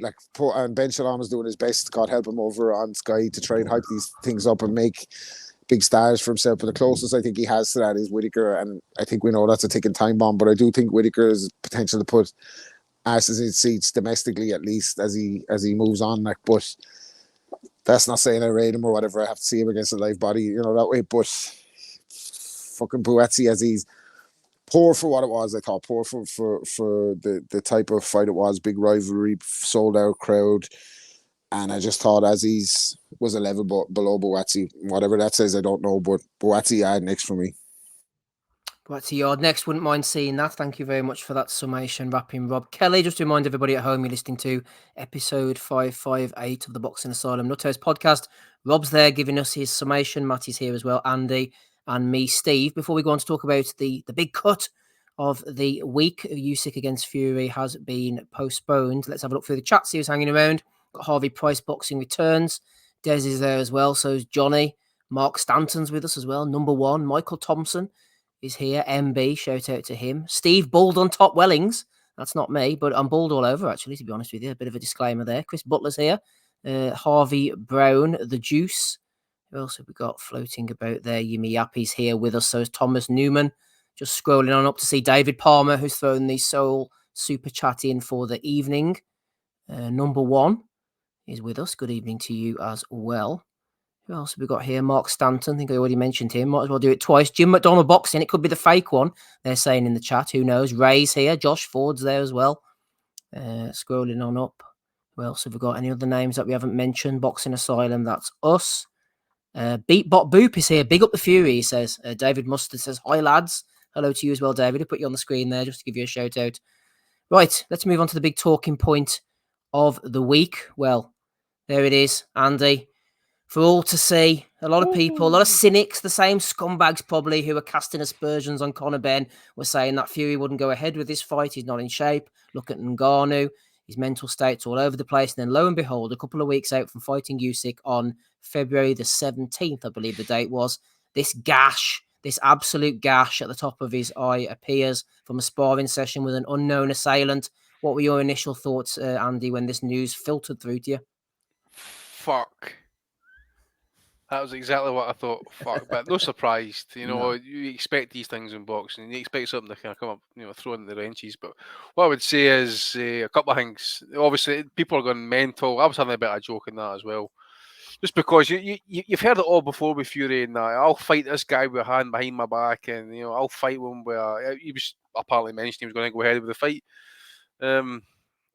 But at the same time, as there's mentalists out there actually, you know, they're actually looking at his phone, trying to disprove that, you know, this cut isn't real and all this type of stuff. I believe the cut to be real. I just don't believe it happened in the last few days. And I also believe, in my opinion, that video that shows the elbow hitting Fury, I believe that to be Jay Opataya. Well, there has been comments about Opataya being sent home and all, and there is that, and obviously there's been comments on Twitter as well that it was like some sort of Croatian heavyweight. But again, it's that I'm not the only one with that opinion. Obviously, that's Opataya that's possibly done it. Opataya apparently left Cameroon about the 22nd of January, I think it was. So that would basically lay claim to the fact is that it's happened in the last couple of weeks. Fury's probably had the work done, and then it's just no really repairing quick enough, so they've had to go for the extension for the postponement. I don't know, but I wouldn't put it past him, a Croatian lad, to elbow him and open up a cut, because I was over there in Croatia in the summer, and a lot of them are very rude. So I wouldn't put it past him to drop the elbow. No, seriously, I think even from that clip, looked like he's struggling a small bit with the smaller guy in sparring. Now I know you can't tell much from a fucking 0.5 second clip, but I think it's more telling that Opataya was sent home from camp, wasn't it? Like, so I don't know. Maybe he needs more time. Oh, there've been rumours that apparently that Opataya put him on his arse. Apparently, I mean, anything is possible. I think the Fury we saw against Ngannou, it looked, even though they said he was in camp and he took it all seriously, and that looked like he wasn't the same version of himself. And I was speculating at the time, was it because of the 3 fights with Wilder that he just doesn't look the same anymore? Or could not pull the trigger, or what's going on? Or maybe there's a bit of self-doubt. But he was straight out of the USYK fight after the Ngannou fight over a cut as well, wasn't it? Well, see that cut, mate. I'm pretty certain that's the scar tissue from the Wallin fight that's opened up there. Oh, I'm sure, yeah, 2 cuts in that fight, and that one there looks like it was the one that was in the same spot. Well, that was a desperate cut. That was a desperate cut. Now, in fairness against Wally, that was one of the only nights he looked bad or looked like in trouble, apart from Ngannou, since he's kind of since he won a world heavyweight title. Like, that's one of the only nights he's had a bad night, like, or look bad. In the Wilder fight, you can understand the moments he's under fire, but other than that, he's cruised it. So I don't know. I'm just extremely disappointed. I was really looking forward to this. The more it kind of had been, it had been sleeping and creeping since it had been postponed the first time. An extra layer of intrigue is added into it based off of Fury's performance against Ngannou. Has to be, you know, you have to have those question marks going into it. But like, I just wanted to see it. I just wanted to see that clash of styles. Like I wanted to see that event, and now the fucking fact that we have to wait for it in May, and God knows what happens between now and May. Like, could something happen to Usyk to push it back even further? Who knows? Like, Well, the Ngannou fight is what made the Usyk fight delayed in the first place because he got a fucking cut then too. yeah, exactly. But it had been, we'd been we'd put it to one side, we'd forgotten about it, and then all of a sudden it was almost here, and now it's like, oh fuck this, like to wait again for the heavyweights. I don't put any stock in the heavyweight boxing scene at all in the last 5 years. It's like you move a mountain before you get the two best guys in the ring. Like, I think as well, Matty, sometimes people say, oh, it's going to add to the intrigue and build it up a bit more and everything. But to me, I don't know, it feels like a letdown, and it just feels as if we're that step further away from it actually happening for some reason with Fury, given his past, for whatever reasons you want to attribute that to. It just feels like you have to get him in the ring. And then I know they're saying May the 18th, it will happen.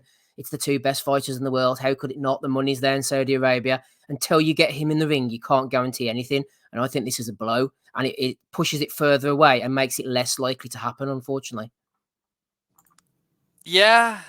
You know, Steve, I think the fight will happen. And the only reason I say that is I think the money, excuse me, is just too big for Fury to not want one more, and then he can just walk away. I know some people think, oh, he's done. It's never going to happen.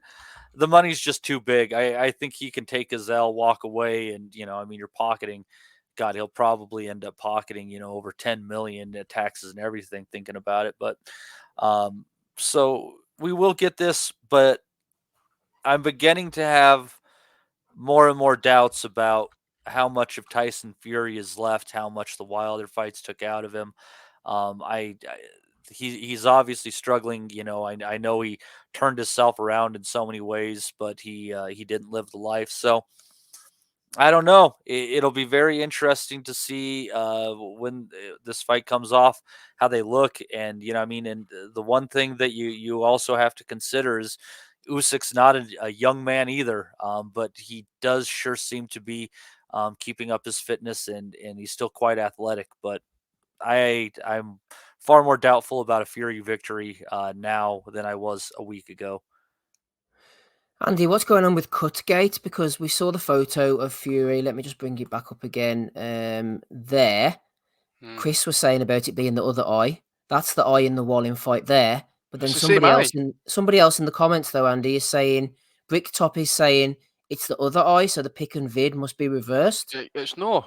If you look at unless the sparring video is also reversed, because it's clearly a left elbow that catches him. So unless the elbows came right across his face and somehow cut him on the other eye, directly across the other side of his face, it's the same eye. I'm pretty certain. It's the eye of the Illuminati, Andy. I think that's yeah, the all-seeing eye, mate. It's the all-seeing eye.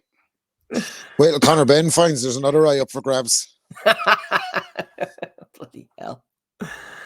So, Rob, May the 18th, they're talking about now. Fury, I don't know, can he keep it together? Can he hold it together? Is there going to be a couple of retirements before then, as one of the boys said in the chat? Probably. I don't know. Like, at this stage, it's just kind of the heavyweights to just wait and see what happens. Like, I still wouldn't bet against him to beat Usyk. I still think he's the favorite to beat Usyk, as sharp Tyson Fury.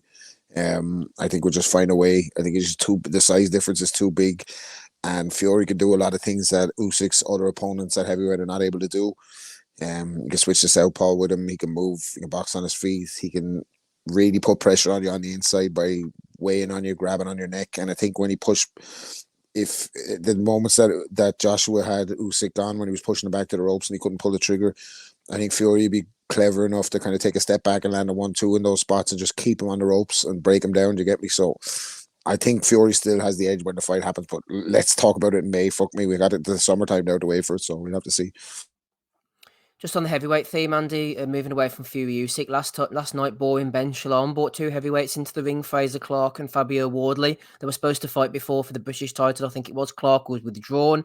People said he didn't fancy it. He has the big esteemed amateur pedigree. Wardley sort of come from the streets, but he's shown his mettle, shown his worth. Are you excited by this fight, Andy? I think it's definitely one that needed to happen on the domestic front. Fraser Clark against Fabio Wardley.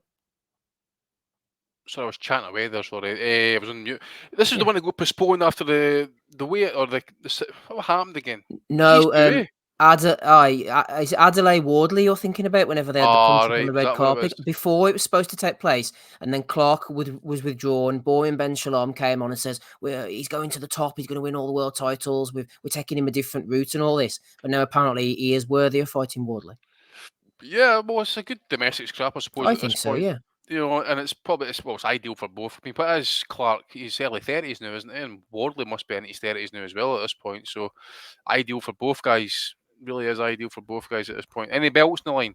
It's a British title, eh? Yeah, British and Commonwealth Wardley's got, hasn't he? He brought them into the ring with him last night. Aye, so it's well, there's a bit of beef. You know, can't go wrong with that. You know, Big Fraser's 32, Andy, and Wardley is, let me see, he is box rate won't load. Don't know how old Wardley is then. Wardley's late 29. there we It's a go. good one for me because I'm finally going to be able to tell which one is which out of these two fucking. I just have a fucking clue which one is which. They are very similar. Yeah, I think Wardley's going to beat him, Andy, to be honest. You think so? I think so, yeah. I don't know, mate. I think Clark's fought some naff, hasn't he? Wardley's sort of everyone they've put in front of him who is supposed to give him a test, he's kind of got through them. I think Wardley might outlast him, actually, as the fight goes down the stretch. Interesting. I think maybe just with Clark, maybe with his amateur background, then it might be enough. Who knows? It's heavyweights at the end of the day. Just takes one.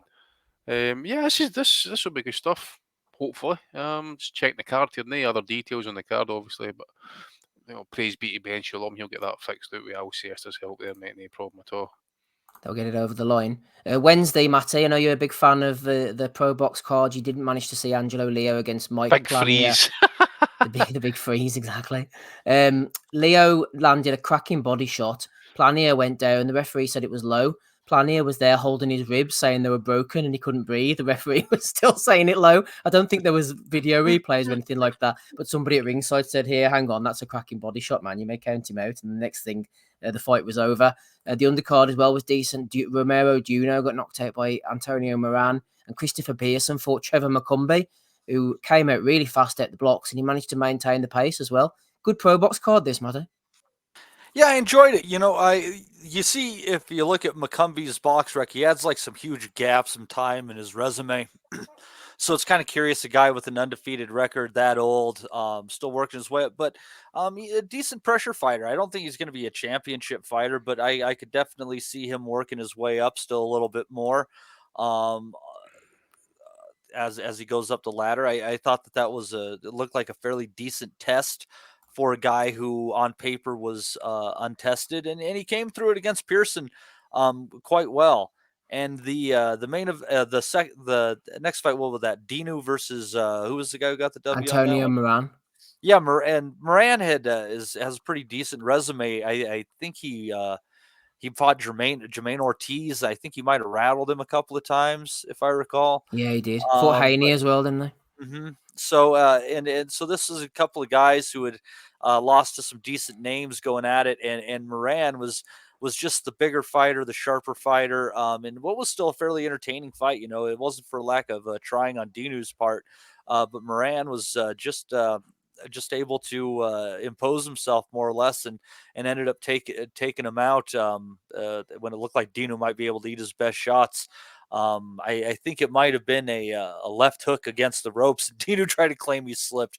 It was pretty funny, but another quality card from Pro Box, and again the kind of fighters and the kind of fights that you want to see. Some guys needing a second chance, some guys on the come up who haven't gotten a look by the big promoters.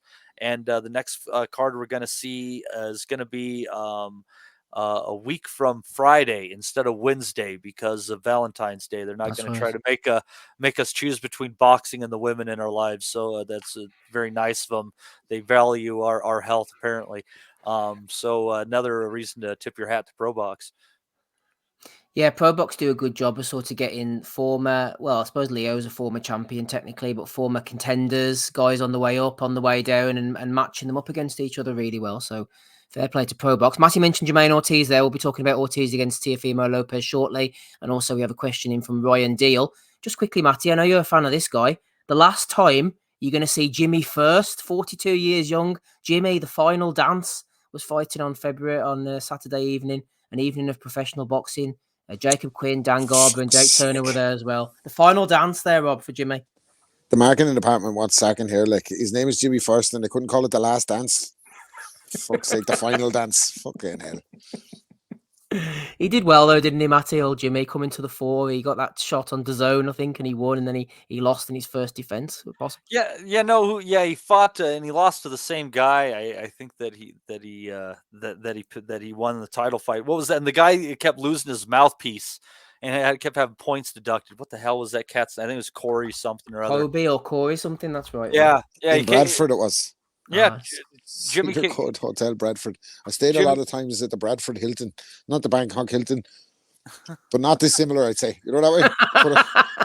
It's a great pub actually in Bradford called the Ginger Goose. Want to go in there, rock in there some Tuesday night, right spot. If anybody knows where to find the Lady Boys across the world, it's definitely Rob Kelly. The Bradford Lady Boys. Well, he said it was like Bangkok, right? So, I thought that's what you were going for. I don't know. He won anyway. It was against the Journeyman, and it says on BoxRec as well, Jimmy First's final fight. So it even notes that for him.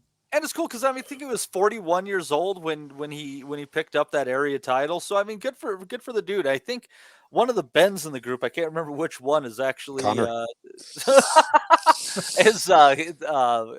knows him, likes him, really enjoyed watching his short career that he decided to get into later in life. So hey, rock on, Jimmy First. We hope you enjoy whatever is next around the bend.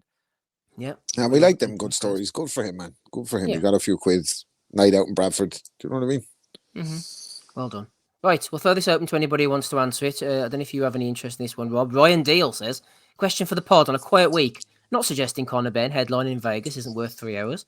What fights in the modern area that a guy lost over 12 rounds that you think would have got the win if it was 15 rounds? So he's talking Chavez Jr. against Sergio. Good one. Joe Parker, Dillian White was the one that came to my mind, actually. A couple off the top of my head. Clottey against Cotto. Good one.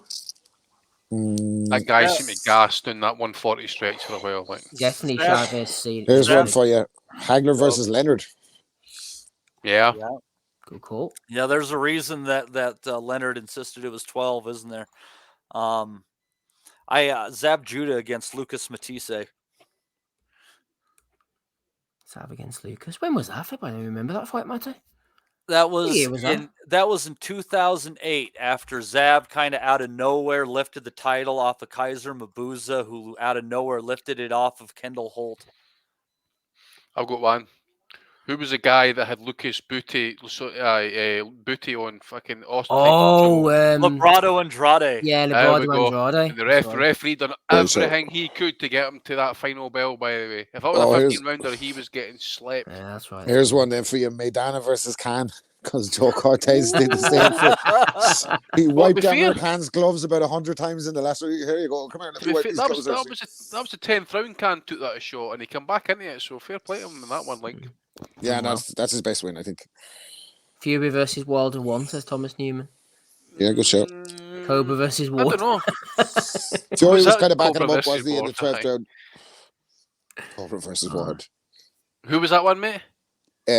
No, your man said Fury versus Wilder 1, but I think Fury had, by the time he got back up, he was backing Wilder up, wasn't he? Like, semi-recovered a wee bit. Golovkin Canelo 1, Danny Young says. Most. I feel like there should be some, but I just can't remember them. I think that's a great shout, Danny Young, because I've watched those fights a good few times, and as far as I remember in the first fight, Golovkin was getting to him down the stretch, wasn't he? Like, yeah, wasn't it round 10 he hurt him? I think he hurt him. Yeah. I think if he had another few rounds, he might have got him out of there for sure. Maybe Mac and Golovkin 15 rounds. I'm actually rank my brain as well. I'm trying to think something more kind of modern era. Martin Murray against Sergio Martinez. Lomachenko, Salido. Oh yeah, good shout. Lomachenko, Salido. Yeah, that would have been a twist. That would have been a turn.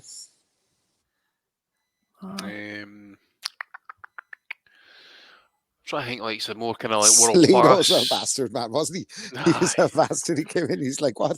They want this fella to win a world title on his debut? All right, we'll see about that. Let's come in fucking 14 pounds too heavy. Never mind the 15 rounds. Never mind the 15 rounds. What about like Manny and Marquez at especially the first 2-3 fights? Just let them fight for 40 rounds, man. Well, Yeah, it was they kind of were inconsequential in the fourth, wasn't it? Yeah, I know. But No, I should have let it carry on for the crack. Give him some air. We can He get might this have woken going up again. 15 rounds later. He needed Smoker that fight needed Smoker actually to make sure he was knocked out. They needed to get a fucking swab on Marquez straight away after that fight. In the size of his back like a bench. Fuck me. I can remember seeing the sparring footage for that fight. He actually knocked out a guy in sparring with the same shot. That's right. It was See that doing around right hand he threw, man. No, if that's And probably Roy one Jones of the most called it the second that landed. perfect. He's not getting up. He is not getting. He's not getting up, Jim. Roy's best commentary moment is in the Mickey Ward versus Sanchez fight, isn't it? Oh, He's like, someone should pay me to watch this. And they're like, someone is paying you to watch this, Someone Roy. is paying you, That's right. Someone is paying me you, double. Roy. Alfonso Sanchez, wasn't it? A good one. Oh, thank you, Ryan Deal, for that question. That was good entertainment. Right, Matty, let's move on to the action for this week. I was going to say this weekend, but it's not actually this weekend. Yes. Well, I remember it's not Roy's greatest moment on commentary. His greatest moment or most controversial one on commentary is when he called Bernard Hopkins before he fought Kovalev an old slick coon. And everyone was on fucking Twitter going, Roy's a Bama, man. He doesn't know what he's after saying. Oh my God, what the fuck? Oh. Dude grew up with chickens in his yard. Give him a fucking break. Shout out to Malai. Who you trying to say he's got bird flu or something like that? Exactly. No, I'm just trying to say he's a fucking country motherfucker. Country bumpkin is right. Country bumpkin. Fucking Jesus Christ. Anyway, back to the heat and sound of the city, Matty. We've got the New Yorker up next weekend. Teofimo Lopez against Jermaine Ortiz. Before we go on to that, let's have a look at the undercard. Bit of a weak undercard, I think, really. Well, we've got Keyshawn Davis against Jose Pedraza. I think Pedraza's been a good servant to the sport, but Keyshawn, if he's going anywhere, even after that Nahir Albright no contest, he should be winning over 10 rounds, not 12. Did he win? Was that a draw, or did he barely get that and then he tested He positive? barely got the win and then he tested positive, so they ended up in a no decision, I think, wasn't it, in the end? It was for weed, was it? No, was it weed? Apparently so, yeah. Well, that's not performance enhancing. It has to be for him to be back in the ring this quick, right? They never disclosed it. But I think Pedraza will give him a handful, by the way. Do you think so, yeah? Do you think he has enough left? Who was the fight that Pedraza was in last? And he Was it Comey or was he fought since Comey? Oh, Barboza. I don't know if this Keyshawn's everything they say is like. I think Pedraza is a tough out for him. 10 rounds, maybe. Go ahead. Well, 10 rounds might be a little bit fucking more suit Keyshawn to do the outpointing thing, but he needs a big statement win, and I just can't see him knocking Pedraza out. I think Pedraza has a bit left to offer. He's a wily guy. He's been in there with better guys than Keyshawn. And I just think I'm not saying he'll fucking win the fight, but I just think he'd make him look bad in spells. It's a good fight for this stage of Keyshawn's career, I think, Rob. Yeah, it's a good step. But they're saying he beat fucking Andy Cruz and all that, wouldn't it? And aren't they? They're saying, he's ready for anyone. So I know they say that about all these fighters. That all that gets jaded, I think, especially for lads like us when, I think that's why a lot of people fucking absolutely hate Fury from the pit of their stomach because of the way he talks and all. But when we've been around, obviously Ali precedes our time, but we've seen all the greatest trash talkers in the sport and charismatic guys in the sport. And nowadays they all just seem like copycats of the ones that went before, don't they?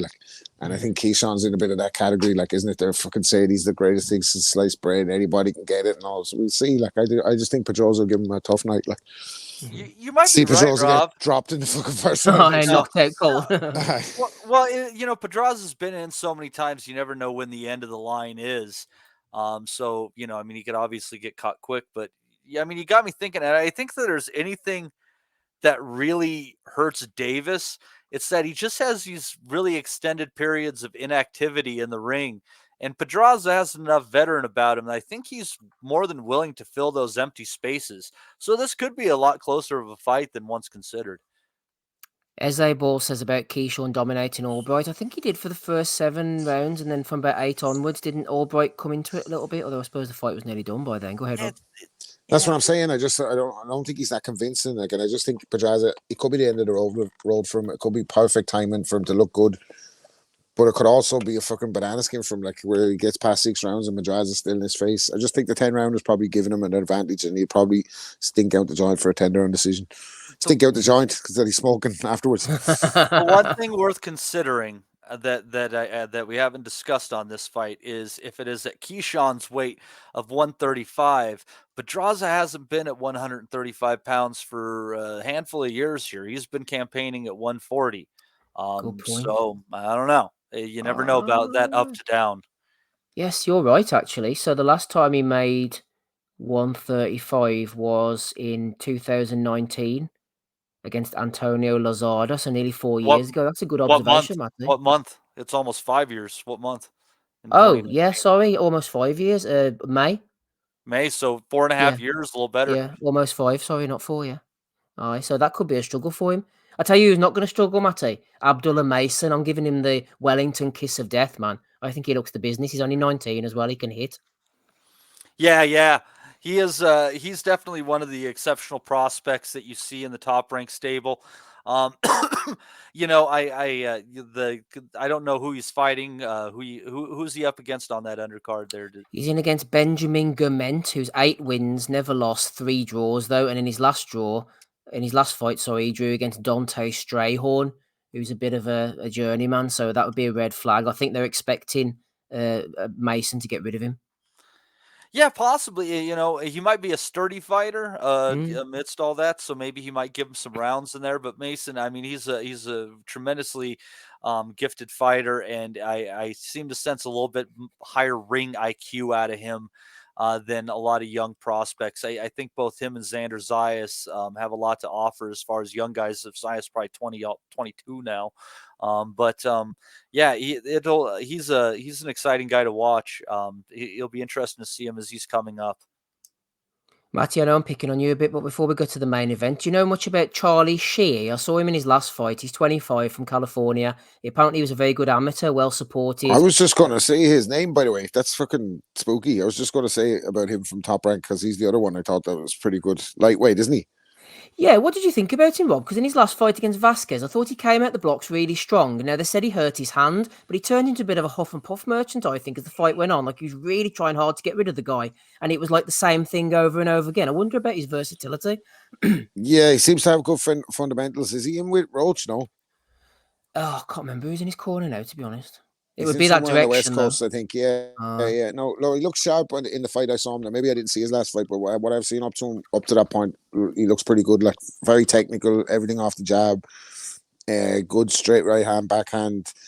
Maybe he's learning on the job or whatever. It needs a bit of variation, but he might be a bit one dimensional that you say it, but he looks very sharp.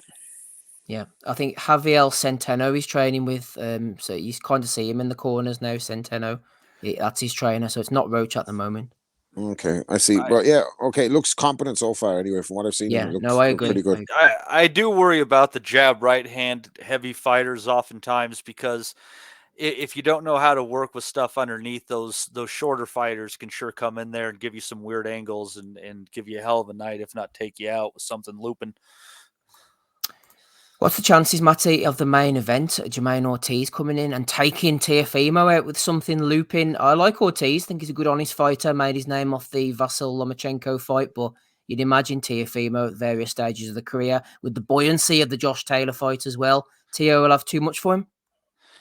I would tend to think that he would have too much for him. And what you got to remember, what ultimately gave Ortiz trouble down the stretch was Lomachenko's athleticism and his boxing IQ. His IQ obviously not diminished. His athleticism at the point that he fought Ortiz was definitely greatly diminished.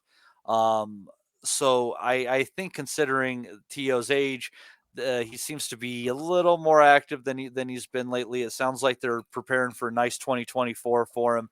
If he takes this fight seriously, Ortiz might be able to do what no one has done before, and that is take Jermaine Ortiz out, stop him. Because I just have a feeling that kind of much like the Josh Taylor fight, that just the athleticism is going to be too much when coupled with what is actually a tremendous ring IQ from Teofimo Lopez, you know, despite everything that we negatively say about him on his lesser nights. Yeah, I think that from what we've seen, Rob, in the past with Teofimo, the fights are kind of his to lose. I know Ortiz is big, he's tall, he's awkward, he's given decent sort of B-level fighters trouble. Obviously not Lomachenko, but Jamel Herring, Moran in his last fight, he's sort of a level above those guys. But this is Teofimo's to lose. We know at his peak, he's a quality box puncher, he can find angles, he can punch. If he gets you on the hook, he finishes you. Remember the job he done on Kome? He showed ring IQ himself against Lomachenko. He's a damn good fighter. It feels like he could be his own worst enemy, if anything else. He could be the man who beats himself. If he turns up, he's going to beat Ortiz. Of course, and I think stop him as well. I think Maddie's right, but I was very high on Teofimo Lopez. I backed him to knock out Kami. I kind of always thought the power was real. He, like you said, he's a boxer puncher, and like Maddie said, he's supremely athletic. Like, so I think the Kambosos fight and the kind of the fights after the Sandor Mountains and stuff, like, I think you're seeing him not fully dialed in, and I don't think it's like he's his own worst enemy. I think his dad's probably his worst enemy, you know, that way. So most of the stuff that we say about him is not really detracted from him as a fighter. It's just we know there's other factors at play that's kind of taken away from his greatness on certain nights, but he's only a young kid. I think the Kambosos fight was an off night. I think he was probably struggling at the weight as well and didn't take him seriously. But he lost that fight fair and square, the same way as I think he won the Lomachenko fight fair and square. And I think after the way he handled Taylor, it has to show like what a level of a fighter he is. Whether Taylor has nothing left or whatever, he couldn't do anything with him. He absolutely fucking kept him at range all night. He was beating him up. He was backing him to the ropes.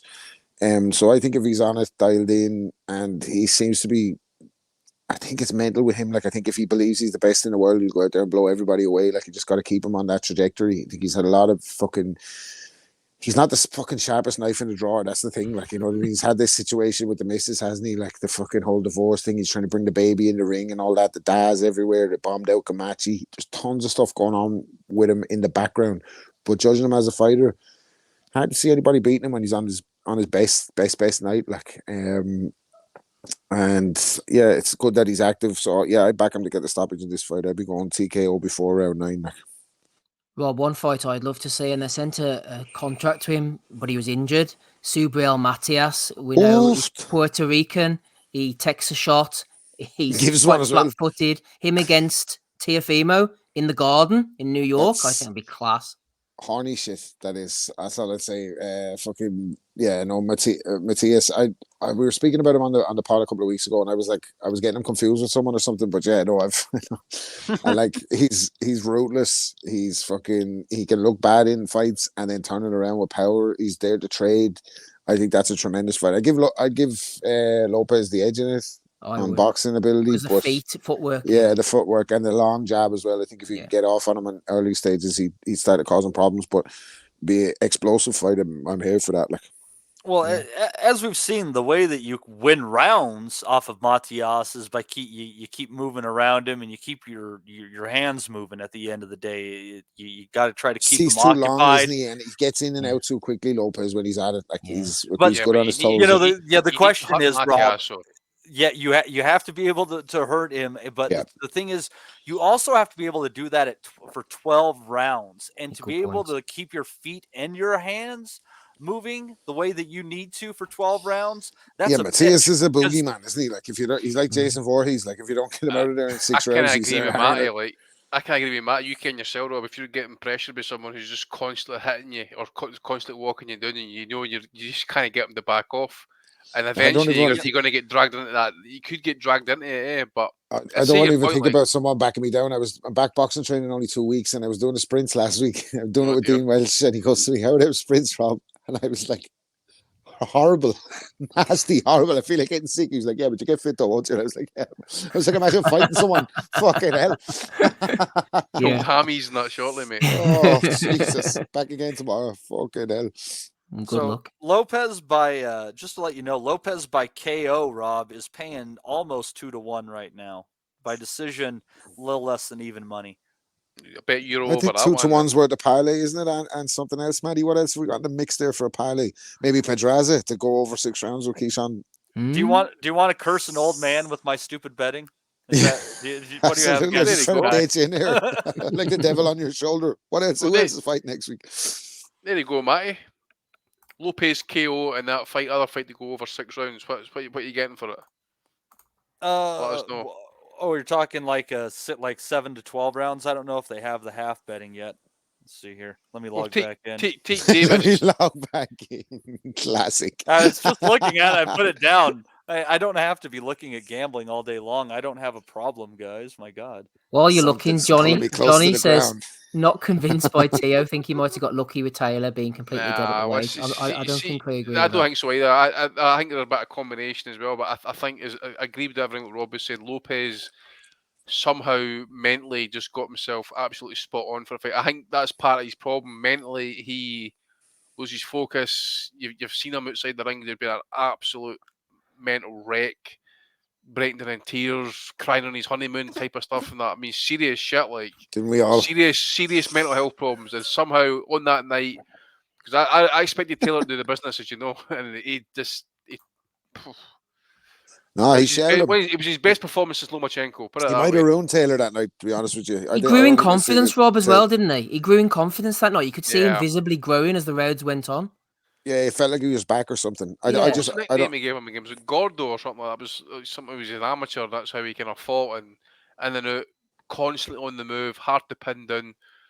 Who was the sparring footage they released recently of him and someone, and he was giving him work? Might have been Tank. Yeah, it might have been Tank. Oh, or it might have been Haney. Years and years ago. Oh, it's old, but he was fucking. Yeah, but you're talking about years ago, 15, like his style. 16. Mad aggressive, like on the front foot all the time, like fucking. Who Lopez was? Jim was, yeah. Maybe it was him who cut Fury. So what do you think my theory is? Up a tie or no? Yeah, I think so. Andy, you're looking at just a shade better than 3-1 for KO round 7 through 12.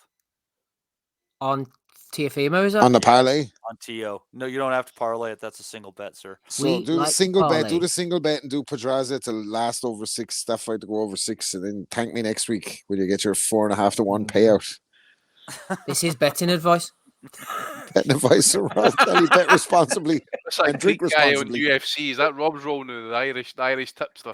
That's a laugh. I got paid there to do a fucking freestyle thing for Jack Daniels, and they put it out and they were like, Rob Kelly returns to the mic and all, and then the ad is like, drink responsibly. What the fuck is that? Fuck off. I don't want to be associated with such. Oh, Rob doesn't want to endorse that kind of message. Tell me that was part of the fucking deal. Drink responsibly. Who wants to live past 65? This is not in this day and age. Let me tell you, when the robots are going to be running the show, oh, take me off now. Yeah, let me get the episode fucking whatever. Let me get the episode 1,000 and take me off. You're going to expire right before they perfect the hand job robot. You're going to regret it. Perfected. I prototyped it. What odds are the draw? Matty says Ray.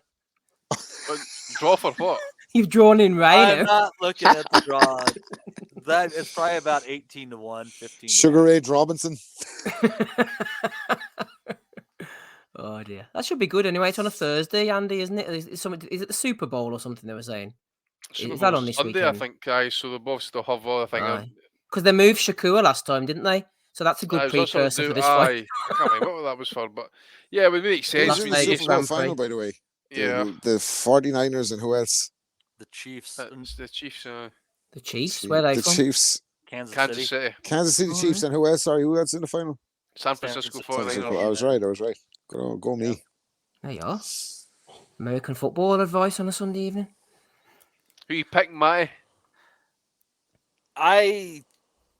San Francisco puts a lot of points on the board, and that's something that this Kansas City team really hasn't been able to do since Hill left. It's good to see Kelsey getting his season together in the later half and into the playoffs. It's the best time to do it. But I think without having another big weapon like they had with Tyreek Hill, their offensive output's a little bit controlled. And with San Francisco, Brock Purdy's playing great. He's got 2 great running backs behind him. He's got good tight ends, multiple options for receivers. I just think they have too many weapons at offense, and you're probably looking at San Francisco 31, Kansas City 24. It's funny because I used to be mad into American football when I was a kid because the quarterback on the Buffalo Bills name was Jim Kelly. So I just supported them because his name was Kelly, and then they got to like 3 fucking Super Bowl finals in a row and lost every one of them. I was like, I'm not watching this shit anymore. But Yeah.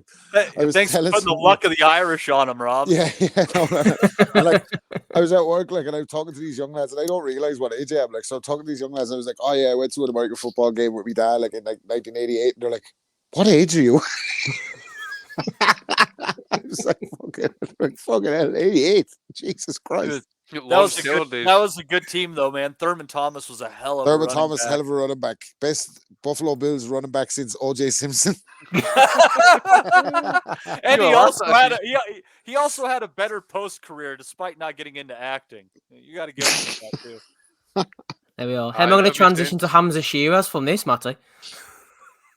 Take a Nicky Shake segue there, Matty. We can talk about, you know, we can talk about his gloves fit. Is what? At least Hamza Shiraz's gloves fit.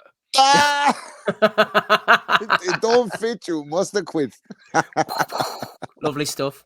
Right, Andy, we'll go to you for that one then, for coming off that one-liner. That little seamless transition into Hamza Shiraz. Is it Copper Box Arena? Hamza Shiraz next Saturday evening against Liam Williams, WBC silver title, Commonwealth boxing title. The undercard doesn't look like it's got too much on, although Anthony Yard appears to be on the undercard.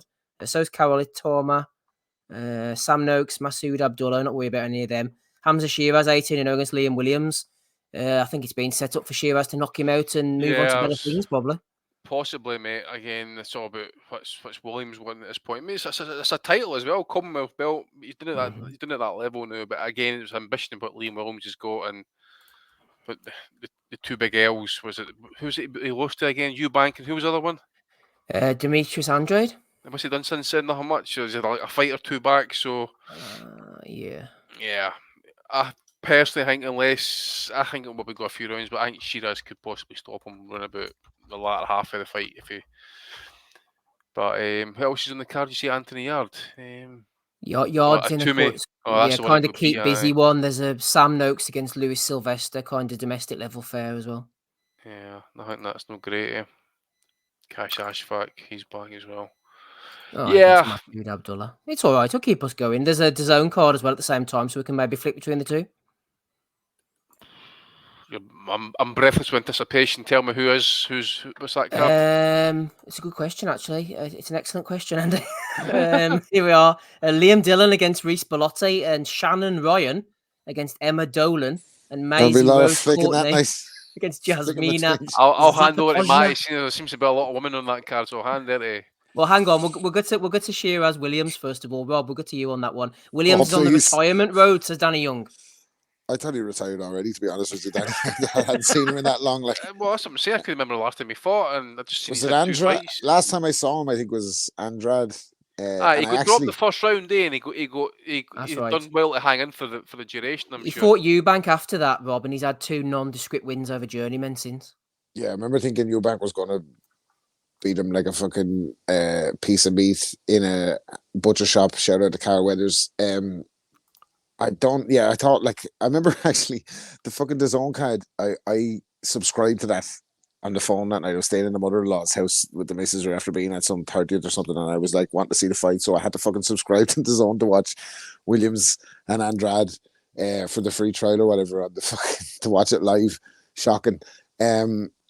Look, he's a capable guy, Williams. He's fucking, his heart is in it for sure in boxing. He probably didn't get as many opportunities early, got a few paydays. He's not, there's levels in it. He's not at the levels and I'd expect Shiraz to stop this version of him for sure within 6 as well. I think he'll get into a rhythm. I think he'll get on the jab. I think he'll be able to find him. And I just don't think, I think Williams it'll be a step too far for him at his age and with the fights he's had to go to the well under that kind of firepower. I just think it'll be a pretty one-sided beatdown and a stoppage before 6. Matty, I agree with Rob. I think Shiraz is going to be too fast, too fresh. He likes to let his hands go. I think once he catches Williams, gets him on the hook, he's going to batter him. I think there's a fair chance of that. That's probably the likely outcome as far as looking at. But I think there's also the chance of Williams staying in there, even if he gets dropped once, twice, whatever, like he did against Eubank, and seeing it out to the final bell and providing some rough moments along the way. If not, taking out the younger, less experienced fighter in the later rounds after the younger fighter might have gotten a little too aggressive after finding early offensive success. If there's anything that Williams is, it's a survivor with late round capabilities. So I'm not saying the upset is likely here, but I also I think if Pedraza has a chance at Keyshawn, I think very much that Williams has a chance at Shiraz, especially late. Good shout. Mr. Dermo says Shiraz won't play with his food. I agree. I think once he hurts him, he'll smash him to bits. But we shall see. We shall see. Friday evening, Park Community Centre. Exactly. In Sheffield, Thomas Asomba is fighting for the European bantamweight title against Eli Conky from France. Al Siesta is one of the matchmakers, as is former journalist Steve Lillis, who has now moved into the... Hold on. El Siesta is the name of the company, so the nap? What? Al Siesta, yeah. He's a Belarusian. He's been on the pod. Oh, his name is El Siesta. I thought it was E-L, like El. I'm like, that's... Fuck, who are you going to get on those fucking Watch a Griselda all week, him, is he? He's doing his best. Right. Anyway, on to DAZN. It's the only place we can go from this. Indigo. Eddie Hearn, Matchroom Boxing, we mentioned earlier. Cameron Vwong's on the show. John Hedges. Who else we got? The women, Maisie Rose, Shannon Ryan. Liam Dillon in the main event, Andy, against Reese Bellotti. Bellotti's had a few chances. He's got 5 losses now. Dillon, I'm trying to think. He's been on the pod as well, actually. Shout out to Liam Dillon. He upset Kais Ashfaq, didn't he, last time for the British title? The Commonwealth's on the line as well. That was in Newcastle. He's back defending it against Reese Bellotti. We like a bit of Liam Dillon on here. Yeah, and I think this was the card that get delayed. What was the one that was meant to happen on again that fell apart? Yes, with the Cyrus Patterson Conor Walker fight. Is this was it? No, I'm sure this Bellotti and Dillon wasn't the main event. I don't think. Right. Anyway, they moved the date, so at least these guys are getting paid. But there's nothing really there much to write home about, mate. The main event is what it is, mate. It's 2 domestic level guys. I'll go with Dillon, mate. I think he wins. Bellotti at the same time. I think he's had his day in that as well. But who knows? He might just dredge it up. He has got the dig on him as well. So we'll wait and see. But I'm out next Saturday, so I'm watching it live. Unfortunately, Rob's getting that DAZN trial back again, aren't you, for these? I don't need it these days. Shout out to all the lads who were on the pod, by the way. I was probably never on early enough to hear your stories, but we wish as well. No, this is not. It's not the best card, is it? Like DAZN, you wouldn't be pushing this one to drive the subscribers up to DAZN. I don't think. Like, Bellotti, I laugh when I hear these UK domestic fighters' names all the time because I can only remember them based off Aussie's accent saying their names on the pod because I haven't a fucking clue about watching them. Reese Bellotti. I'm not watching Reese Bellotti on a fucking Saturday night. Sounds like a name I wouldn't watch on a Saturday night. No, I'm up for Dillon. Dillon isn't my man in this one. Bob's young fella making his way in the pro game. We made him basically. He came on the pod and fucking now he's on DAZN. And we're not on DAZN. So, you know what I mean? We're giving too many of these fucking imposters a hand up. No, I'll watch it like or whatever, just for the pod or whatever. It's on a Saturday night. I'll throw it on, of course, but not really looking forward to it, as you can tell. Absolutely not. Matty, anything from you? Does any DAZN beef, or are you going to be tuning into this one about 3:00 in the afternoon, probably? Yeah, probably. Just watch what I can of it so that I can maybe have an opinion when hosting next week. But interestingly enough, it seems like all the action is going to be on the weekdays this go around. Any pro box? You mentioned it's going to Valentine's Day. Anything from the weekend in America that I might have missed before we go on to Bellews? So there was an MVP card that went on this weekend, and that was headlined by Aston Sylve. And hold on, let me get this card pulled up here best I can. And the main event wasn't that fantastic. Silv just kind of boxed his way around Esteban Falco. I think he might have had like a shoulder injury or something. Dropped him in the last round though, which I always like to see, somebody that's still giving it a rip to pull it out in the last round. But what I really liked on that card actually was on the undercard. You had a 6-round battle between undefeated fighters on there, Benigno Aguilar and Corey Marksman. This was a great back and forth battle for anyone that can catch it. I thought Marksman did enough to get the victory, but it ended up going to a 6-round draw between these two undefeated fighters at lightweight.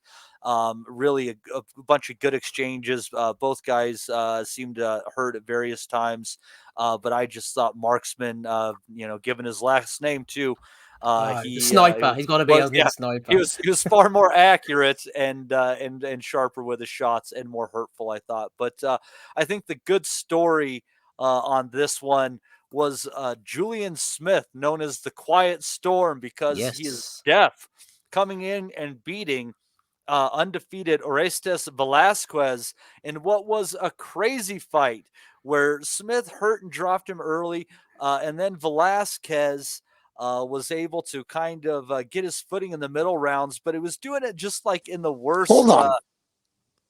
Did you say he's deaf? Yeah, What? his trainer has to learn sign language. How's the cunt hear the fucking bell? The ref his has trainer, to be very his close. trainer communicates with him by sign language and all. What, he goes ding ding, that's the bell? How's this cunt gonna knock No. out? The referee has to indicate to him, doesn't he, Matty? I think They got to jump in, and they're getting better with it. But there's been some fights where they weren't in position.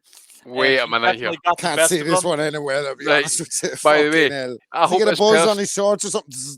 That's the bell.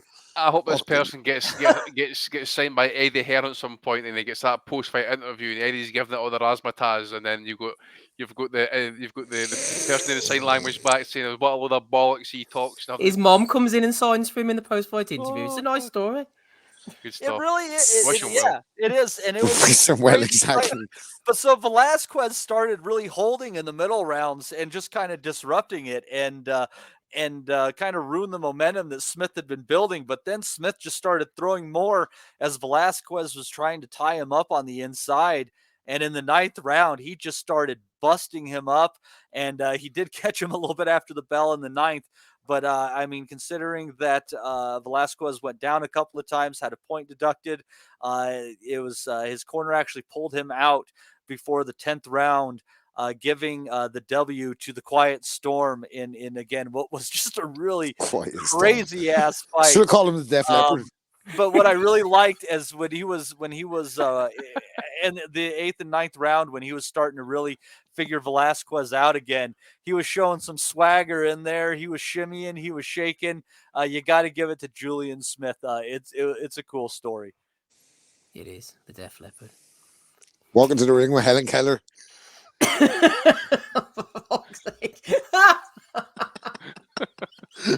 Marley Matlin. Get a back Scott on. I can't believe they let this fella in the fucking ring and he can't hear the bell. This is fucking... What? No. He could do some motivational fucking commercials for kids.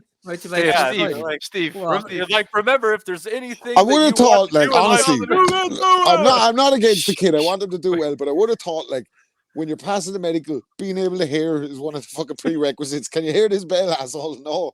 Fucking, I don't think we see. Listen to my instructions. Whatever I say, you must obey. Do you think they want that lawsuit? Let them fight. How often have you heard Kenny Bayless saying, listen to my instructions, obey my commands at all times? If in the event of a knockdown, please go to neutral corner when I tell you to. Oh, we have to move on before I do an impression of a deaf fella. Come on, let's get out of this.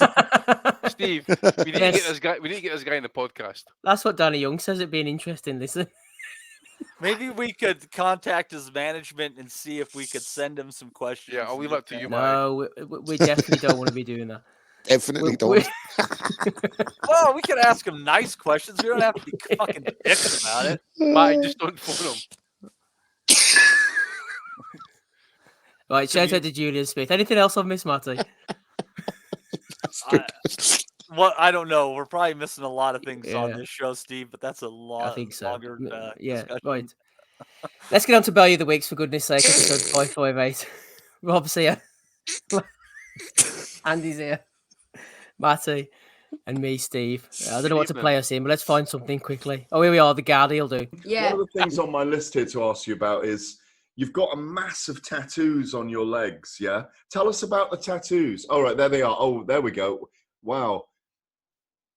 Yeah, actually, I do. Tell us about the tattoos. Okay, well, I mean, I got tattoos on my arms as well, but so I've got a dragon, and I mainly got that one, honestly, for art. But then I've got the phoenix. I've got to show you this, if you don't mind. Okay, I'm sure no one will mind. So that's a phoenix, if you can tell. Yes, I can see the phoenix, yeah. Yep. And that is like, I don't know if obviously everyone knows about a phoenix, but a phoenix is the rise of the phoenix. You rise from the ashes, you know what I mean? So it's symbolic for you? It's symbolic. Yeah, definitely the phoenix is definitely symbolic for me. Will you stand says, can you clip the guard sniffing MJP, please? Yours behind us, Chuck. We saw that the other week. You need to get up on his Francesca Hennessy fucking Instagram clip. She's teenage. She's powerful. And Matty says she lives on a dark street. Yeah. Jesus. Everything Gad's looking for in a woman. Fucking savages. I listened back, Matty. I laughed when you said that, man. Brutal bastard, like poor Gab. Glad it's so memorable for you, Steve. I'm glad it's never like any of my breakdowns of a fight or anything like that. No, we forget all that shit instantly. The odd time, even the sun shines on the dog's eyes the odd day. You get me? Well, I like to remember those moments, Rob, because they're so few and far between. Oh dear. Anyway, let's see what we've got here. I have left. After killing me with the deaf boxer, honestly, after killing me with that one, fucking hell. Is that the value of the week? Just the fact that brilliant. Deaf boxer, Can't believe the fucking boxing such a shit show. Let a fella who's deaf fight in a sport where you need to hear the bell. I can't. Anyway, go ahead. I'd worry more for a blind boxer, to be fair. Well, leave it up to Conor Ben. You're going to see a lot of them, but they won't see you. Well, there's plenty to see there anyway, Andy. Ooh. I think that was in Boston, I think, was that the Andrade Saunders? It's a number of years ago, like. I think it was. Remember golf jumper. He's just probably wondering what her handicap is. She has a memorable face. I think it's a Pringle jumper, that one, actually, to be fair. Her handicap is back pain, Rob. She's a beautiful woman, and she's obviously very talented because we've seen her around a lot since this interview. Vince McMahon would approve of her. Oh, she was bought in, all right. Maybe she was made to disappear after that moment, Rob. Cut is genuine. Let's go back to September 2013. Tyson Fury was given off. The cut is genuine. Correct, you can't box with the cut. Smitho reposted. Correct, has to be cancelled. That's why he's cut, Rob, so he can pull out shithouse. I actually, at the time, I believe David Hay had fucking pulled out of the fight because he didn't want it. So I can't really sit here now and criticize the people who were saying the same about Fury. It looks a bit spooky, but to me, the stakes are too high, and the fact that the rematch date is set so quickly, just lead me to believe that the cut is genuine. But whatever, I get you. We're in Value of the Week territory. This is not time to be serious. Yeah, let's slag some people off, like Keith Thurman, Matty. Thurman, March 30th, is about proving is forever, will be one of the greatest fighters in boxing. Well, he has an endorsement from Rick Glazer. He says, if you're going to bet on the 11-1 underdog, Keith Thurman, note the quickly receding hairline. Not a good sign for the completely inactive Thurman. Shake my head. Rick Glazer, man, what a legend. He's fucking shooting up the dead there, isn't he? Fucking hell. Thurman hasn't had that much of a pounding since. I'll just bring my one forward on this one because I was going to put up a Keith Thurman one as well, mate, because Tim Zhu just left Australia. I think it was just late last week, and he gave an interview at the airport, and it's like hashtag pray for Thurman. Like he is on a, but it could be pretty brutal. I'm assuming Matty's going to be agreeing with me here. This shit is like $70 pay-per-view in the States, by the way. What the fuck is Heyman thinking? This is their debut on Amazon, isn't it? Rob, And you're 100% right, and I will be not watching this fight. no, seriously, like they're taking a piss with that, and even the undercard, I think is it Raleigh and fucking Cruz is the undercard, and Tim Zoo and Keith Thurman is the main. They're wanting $70 for that on Amazon. Good luck. Fucking what's homie Jeff Bezos will be fucking getting rid of Al Heyman fucking quicker than liquor. Jesus Christ. Where's the fucking primer here? You know, like I paid probably more money for worse cards at the end of the day. But the fact of the matter is, this is your kickoff, a pay-per-view. You're asking me for more money right out of the gate. It's not part of the subscription. You're wanting Keith Thurman, who hasn't fought in fucking God knows when, at 154, fighting an Australian on fucking American pay-per-view. And I can't help it. That's a fucking belly of the week in itself, that one. I hope it tanks. I hope it just absolutely fails. It's gonna fucking tank Davis. It's yeah, I don't know. It's a total bummer because, you know, I love Keith. I don't count him out in this fight, but if I'm watching it, it's going to be because maybe I'll take a drive up to the casino and play some blackjack and hang out in the sports betting room. Like it. There you are. Should have done that last night at Conor Benn's fight. I'm sure that's what most people were doing instead of being at the fight, Steve. I'm sure they were. Josh Ford says you've got to love a bit of Rick Glazer. Well, not for everybody, unfortunately. Talking of mean-spirited, have you come across the "Is Rick Glazer dead yet?" Twitter account? Who could the fuck come up with this? Fuck's sake, man. I'm going to see if that account still exists. When did that come up? I don't know. Rick Glazer. No. There's some mad bastards about it. Get a life for yourselves. What the? Look at the header image, says MB. Oh gosh, man. Some madman about. Conor Benn was fighting this weekend. We've got a little Conor Benn mega mix for you, Andy. Conor wants mega fight with Devon Haney in the UK was one of them. We had the Conor Benn round table there. Look, they all look delighted to be there, don't they? Then we had Conor saying we could make the Crawford fight next. That was another one there. And then spinning a positive, Conor said it's exciting to have 4 Essex boys going to Vegas with George, Jimmy, and Johnny Fisher and his Bosch army. I don't think that's been done before, and it shows the opportunities that have presented themselves throughout the process. First Orlando, now fighting in Sin City. It's great to fight in the States and get my name out over there. There you are, and to all the haters. This is an opportunity for Conor. Yeah, dude, fight in front of 1,000 people. That's what it's all about, you know. I thought it was like bigger star, you know, the big names would be fighting in the T-Mobile, I think it is. Get him in there. He's earning the big money. The Bosch army, though. Yeah, failing a drugs test allegedly. It doesn't have to be a negative, Andy. I think that's the message here. 2 drugs tests, mate. Get it right. Sorry, 2 drugs tests. I wonder how many members of the Bosch army it takes to not be able to use a regular elevator and have to use the freight option. The one at the back where they carry the food up and the truck things. Yeah, that's a safe place for them to be. We're going to be going single file today, folks. Oh, dear me. It was Landy Laura's here. He said, I'm the modern day Hopkins. I can keep doing this for years. I'm not sure what this is, Matty, because it ain't fighting, that's for sure, anyway. El Sopi Cubano. Isn't he on that card you were talking about? He's fighting Zarafa, isn't he? On that. Yes. Is he like the fucking 160-pound champion at some? Is he like fucking middleweight champion or something? Nobody cares about middleweights anymore.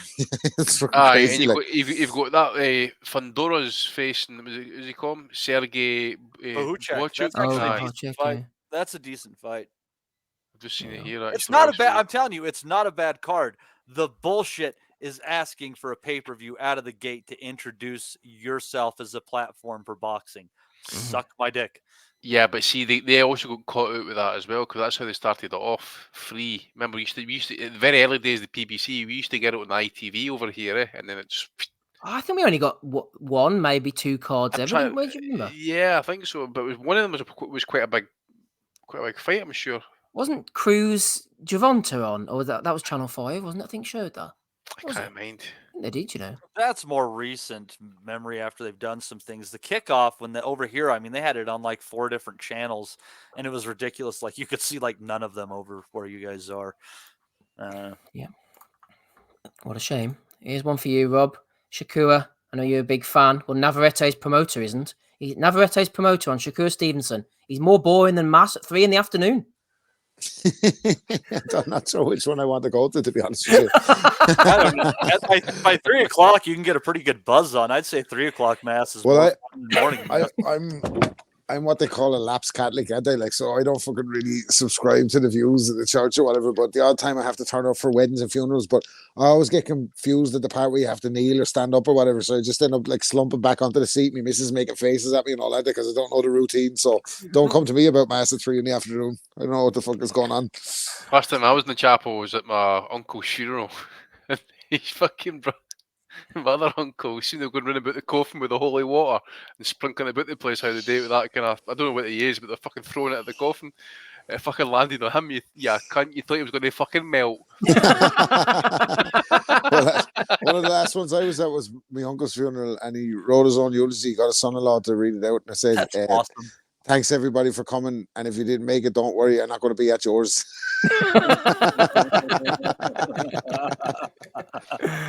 There we go. Good bit of banter. I'm not sure who this guy is, Justin Gaither or something, but someone put this in. USYK guy. Didn't McGregor beat him up or something? Well, he might have got beaten up too hard, Rob, because this is a suspicious tweet. I wonder who wrote this for him. He said, "Blessed MMA, brother, you know don't when hit that I so when knocked down. Who to title Vegas? Remember to the chin. I remember." Isaac. It looks like Isaac could be a bit there. Gotta be Isak on it there.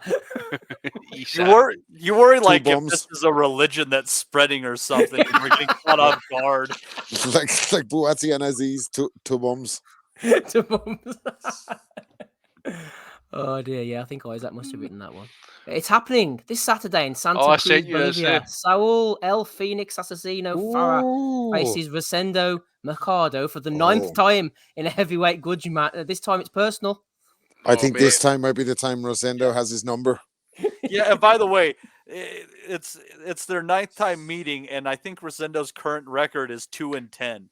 But this is going to be his Marquez moment. This one is when he's going to catch him with the fucking overhand right, fly south, far his head back to fucking Bolivia.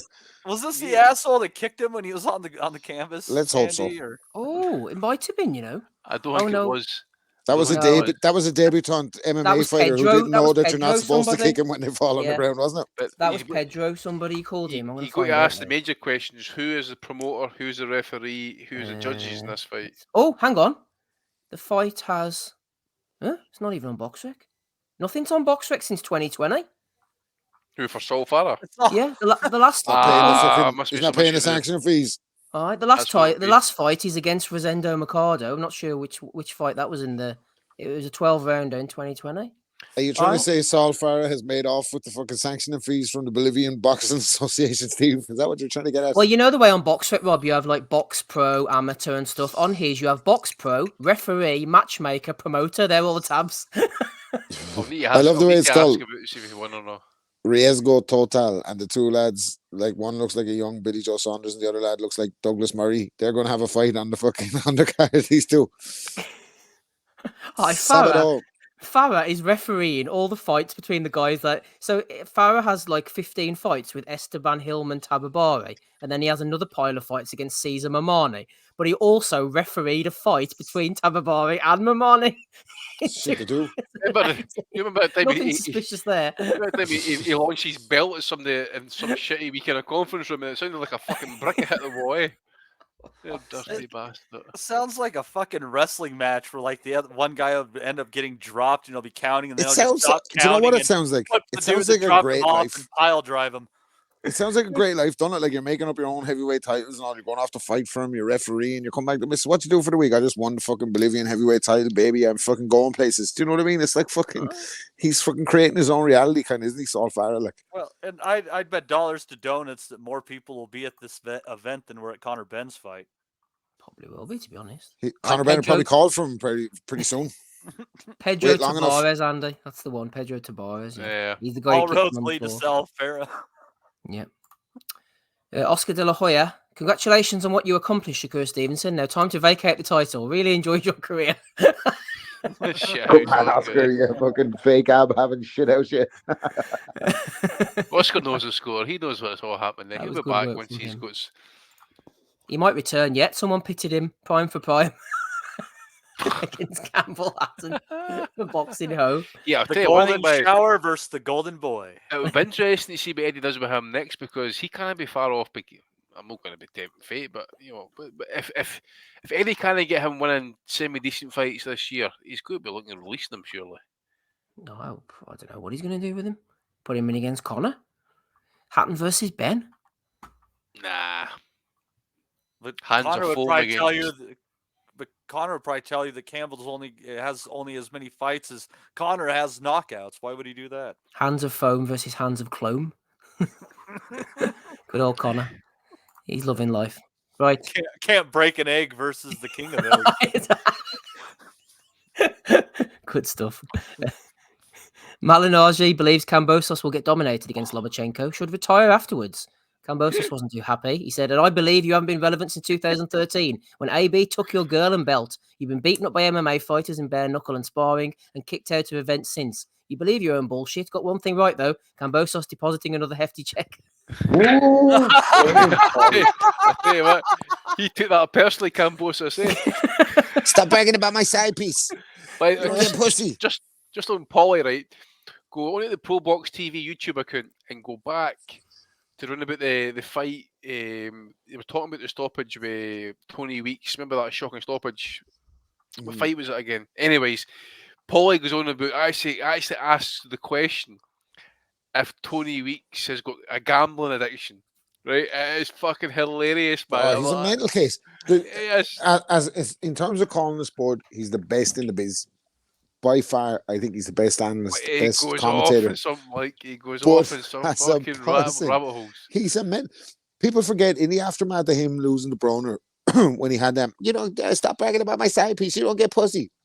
He then said, "It's very clear. It's very clear. Al Heyman, this judge is a New York judge. He's in Al Heyman's pocket. Blah blah blah. Next week, sign with Al Heyman. The next week, he signed with the PBC. He's a fucking shameless maniac, and that whole shit with Conor McGregor, it was embarrassing, and that's what knocked him off his perch, along with some release the footage, baby. Yeah, along with some crazy leanings that he has on Twitter or whatever. But fair play to Kambosos. As bad as he is in the ring, he's good on Twitter. He's very good on Twitter. Kind of praise, hasn't he? Mm-hmm.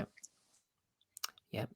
Mental. That check. That should have been Maxi Hughes' hefty check. Anyway, we'll move on.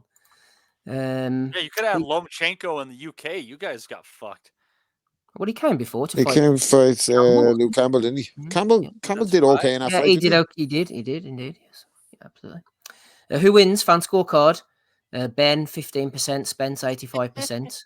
Then I think was it David Palmer nominated the 15% who voted for Ben. Although you don't know what kind of condition Spence is in at the moment. You just never know, do you? That's so great though. 17 out of 20 people think that he can't beat a guy who's flown a car through the air, has a detached retina, who's recovering from cataract surgery. Shit beaten out of him by Bull Crawford in a fucking career-ending fucking performance, but he still beat Conor Ben. Ricky Graville sent this one in to me. Tyson Fury can't help getting injured in sparring, but what I can say was USYK was in trouble. And then Coney jumped in and said either he's on a massive blag or he only owns one pair of boxer shorts. I've seen this by this is so well because and they started going on about his phone. I think they kind of model a phone and then somehow that's right, yeah. They went and checked to see what year the model had been released. I'm like, weirdos, man. This is it. This is the one. Aye. That phone on the wall. People are trying to fucking insinuate that Tyson Fury is somewhat dishonest. Disgusting, Rob. Disgusting. Get a life. Who was it? Was it Fat Dan I went on about? He rhymed off all the No, it was Chris Lloyd. That's who it was. Tell me what Chris Lloyd's list of offences. I don't think so. No, I don't think I've got him. Richard D. Hall is making a documentary about it as we speak. Out in Saudi, climbing up walls and stuff. What's Anthony Crawler doing out there? Anthony Crawler's in the gym with a fucking body cam on him. There's Manny McCann. There was a lot. There was a lot of people saying like the conspiracy theory has gone down a lot of rabbit holes. Like you've got Dave Allen coming out saying that he never spars with headgear, but in the video he's sparring with headgear. You've got like people claiming it's Jay Apatow. You've got like Tyan Boots saying he clearly fucking doesn't get hit with the elbow. Yeah, like that's all staged and that he walks back to the camera. I don't know. Like I just think he got caught in sparring. Like it's probably what's made believable. Tyson Fury slashed himself, or Jay Opetaia actually elbowing him. Look, I just think you put shit out in the atmosphere. Sometimes it comes back to bite you. I think that's more something to do with that. Like, absolutely. Well, that could go for Mauricio Suleiman as well in our final but one. A bit of perspective here. Mauricio tweeted out, a sad and difficult day in boxing as Japanese boxer Kazuki Anaguchi died from injuries sustained during his fight in December. Tyson Fury was cut during sparring. This Ring of Fire was postponed, and Carl Weathers, who played Apollo Creed, died at 76. So a couple of deaths. There is tomorrow. They always come in threes there, Steve. You know, talking about, see when you mentioned Mauricio Suleiman, I was going to say to myself before he even popped up with that, I said he would be on his knees crying at that news, by the way, and then literally gutted. What one do you think bothers him the most? Oh, I know exactly. Well, sanctioningfee.com. Well, he's in mourning clearly over the Fury cut because he's mentioned it in the same breath as two deaths. Jesus. There's a lot who died last week. Oh dear. Right, Matty, I can't remember if it was you or someone tagged me into this as well. We'll go through it as quick as we can, but the wordsmith, that is Walter, over talking about DAZN. I thought this was very good, actually. Walter went in on DAZN over on, what is it, Trustpilot or something.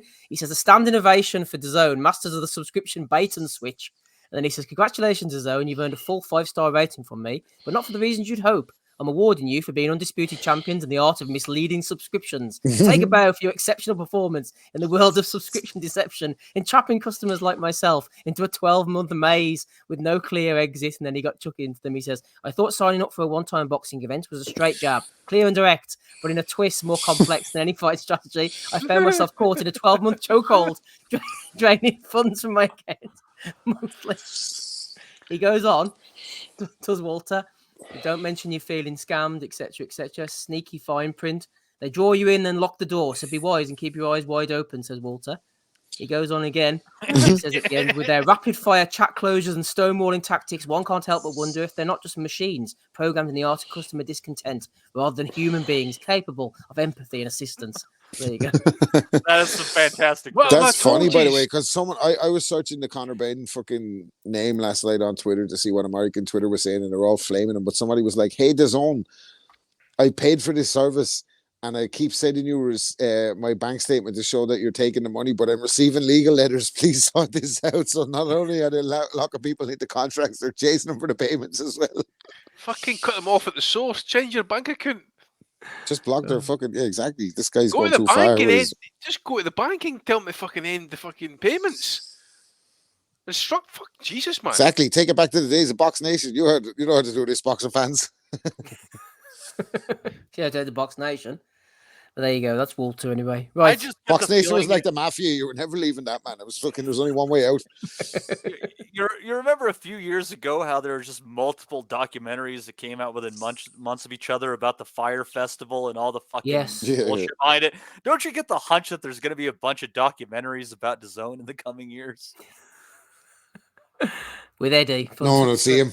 See if I took the time to send that review, by the way, or it wouldn't be polite as that. It would be full of fucking everything. Walter throwing bombs. Andy, who you got? Any nominations this week? I'm a bank for trying to. I have interest in my credit card statement, by the way. I went through them like, I tell you what, mate. I was no prisoners. I was just standing for it, mate. You fucking. Hey, you want to get money out of me? You better be on your P's and Q's. You better know what you're asking for, because you ain't fucking get it out of me unless it's fucking legit, man. If I got Hearn just for like shitting on that PBC card, I take his point, but at the same time, the brass neck of this fucker, man, he come out and says it's a good card. Says, but he says just stick loads of fights on it. He says I've done it plenty of times myself. I know, mate. Charge, but is it $70 for it? Yep. Yeah. Tim Zoo literally just putting Keith Thurman on notice and that, so fucking Thurman better have his hospital bed sorted out. And Devin Haney is for just basically saying that Conor BENN's power has been left in the needle. So that was a good one. I should have cut that. That was a good one. One for that one, mate. Lovely. Matty, what have you got for us, please? I think that you have to give it to the BENN promotion, and the fact that there's such shitty fucking attendance for that fight. His jump to America has gone just awfully, and there's obviously no marketing genius behind this guy whatsoever. It's just pathetic what they're doing, and they have to be losing money hand over fist. Yeah, the only way is up for Conor Benn. Any nominations from you, Rob?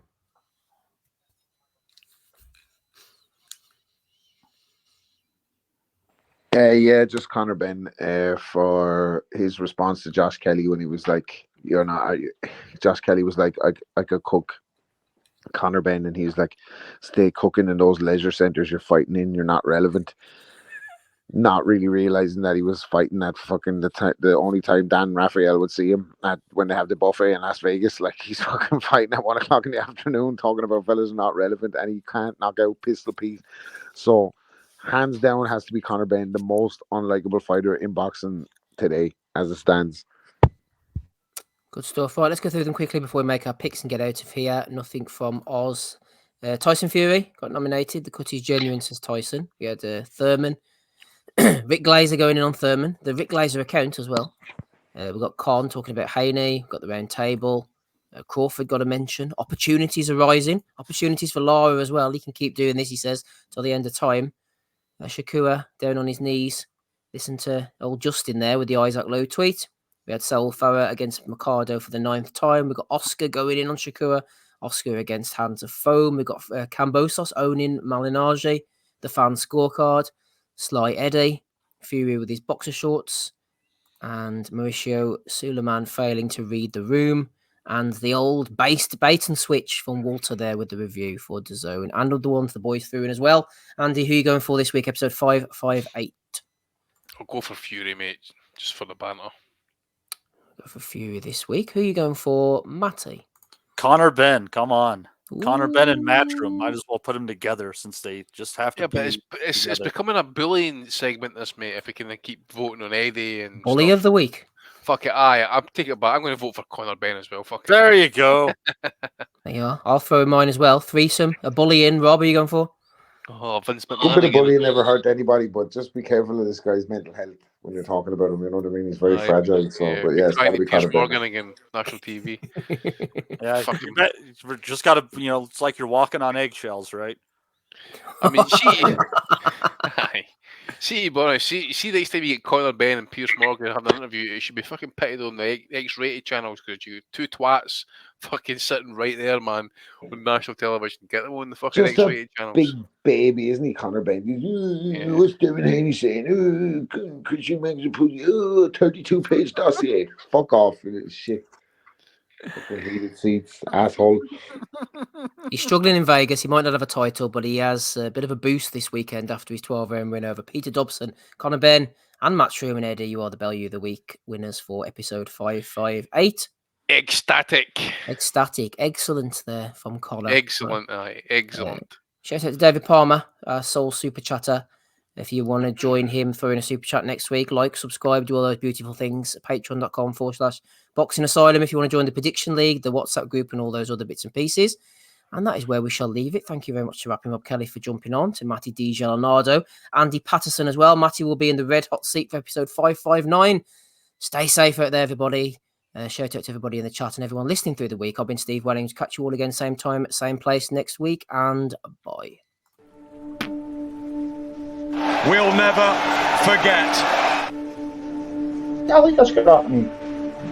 Go to animals! We want to be honest, yeah? Crying like a little bitch. I've never met a fucking swank that can fight me.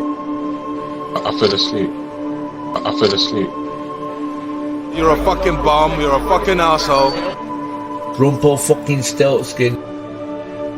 But allegedly, Oscar Rivas has failed a test. 7-year ain't. I will fucking smash fucking you. I hope you fucking die. Be safe. I love Boxing Asylum. It's as simple as that.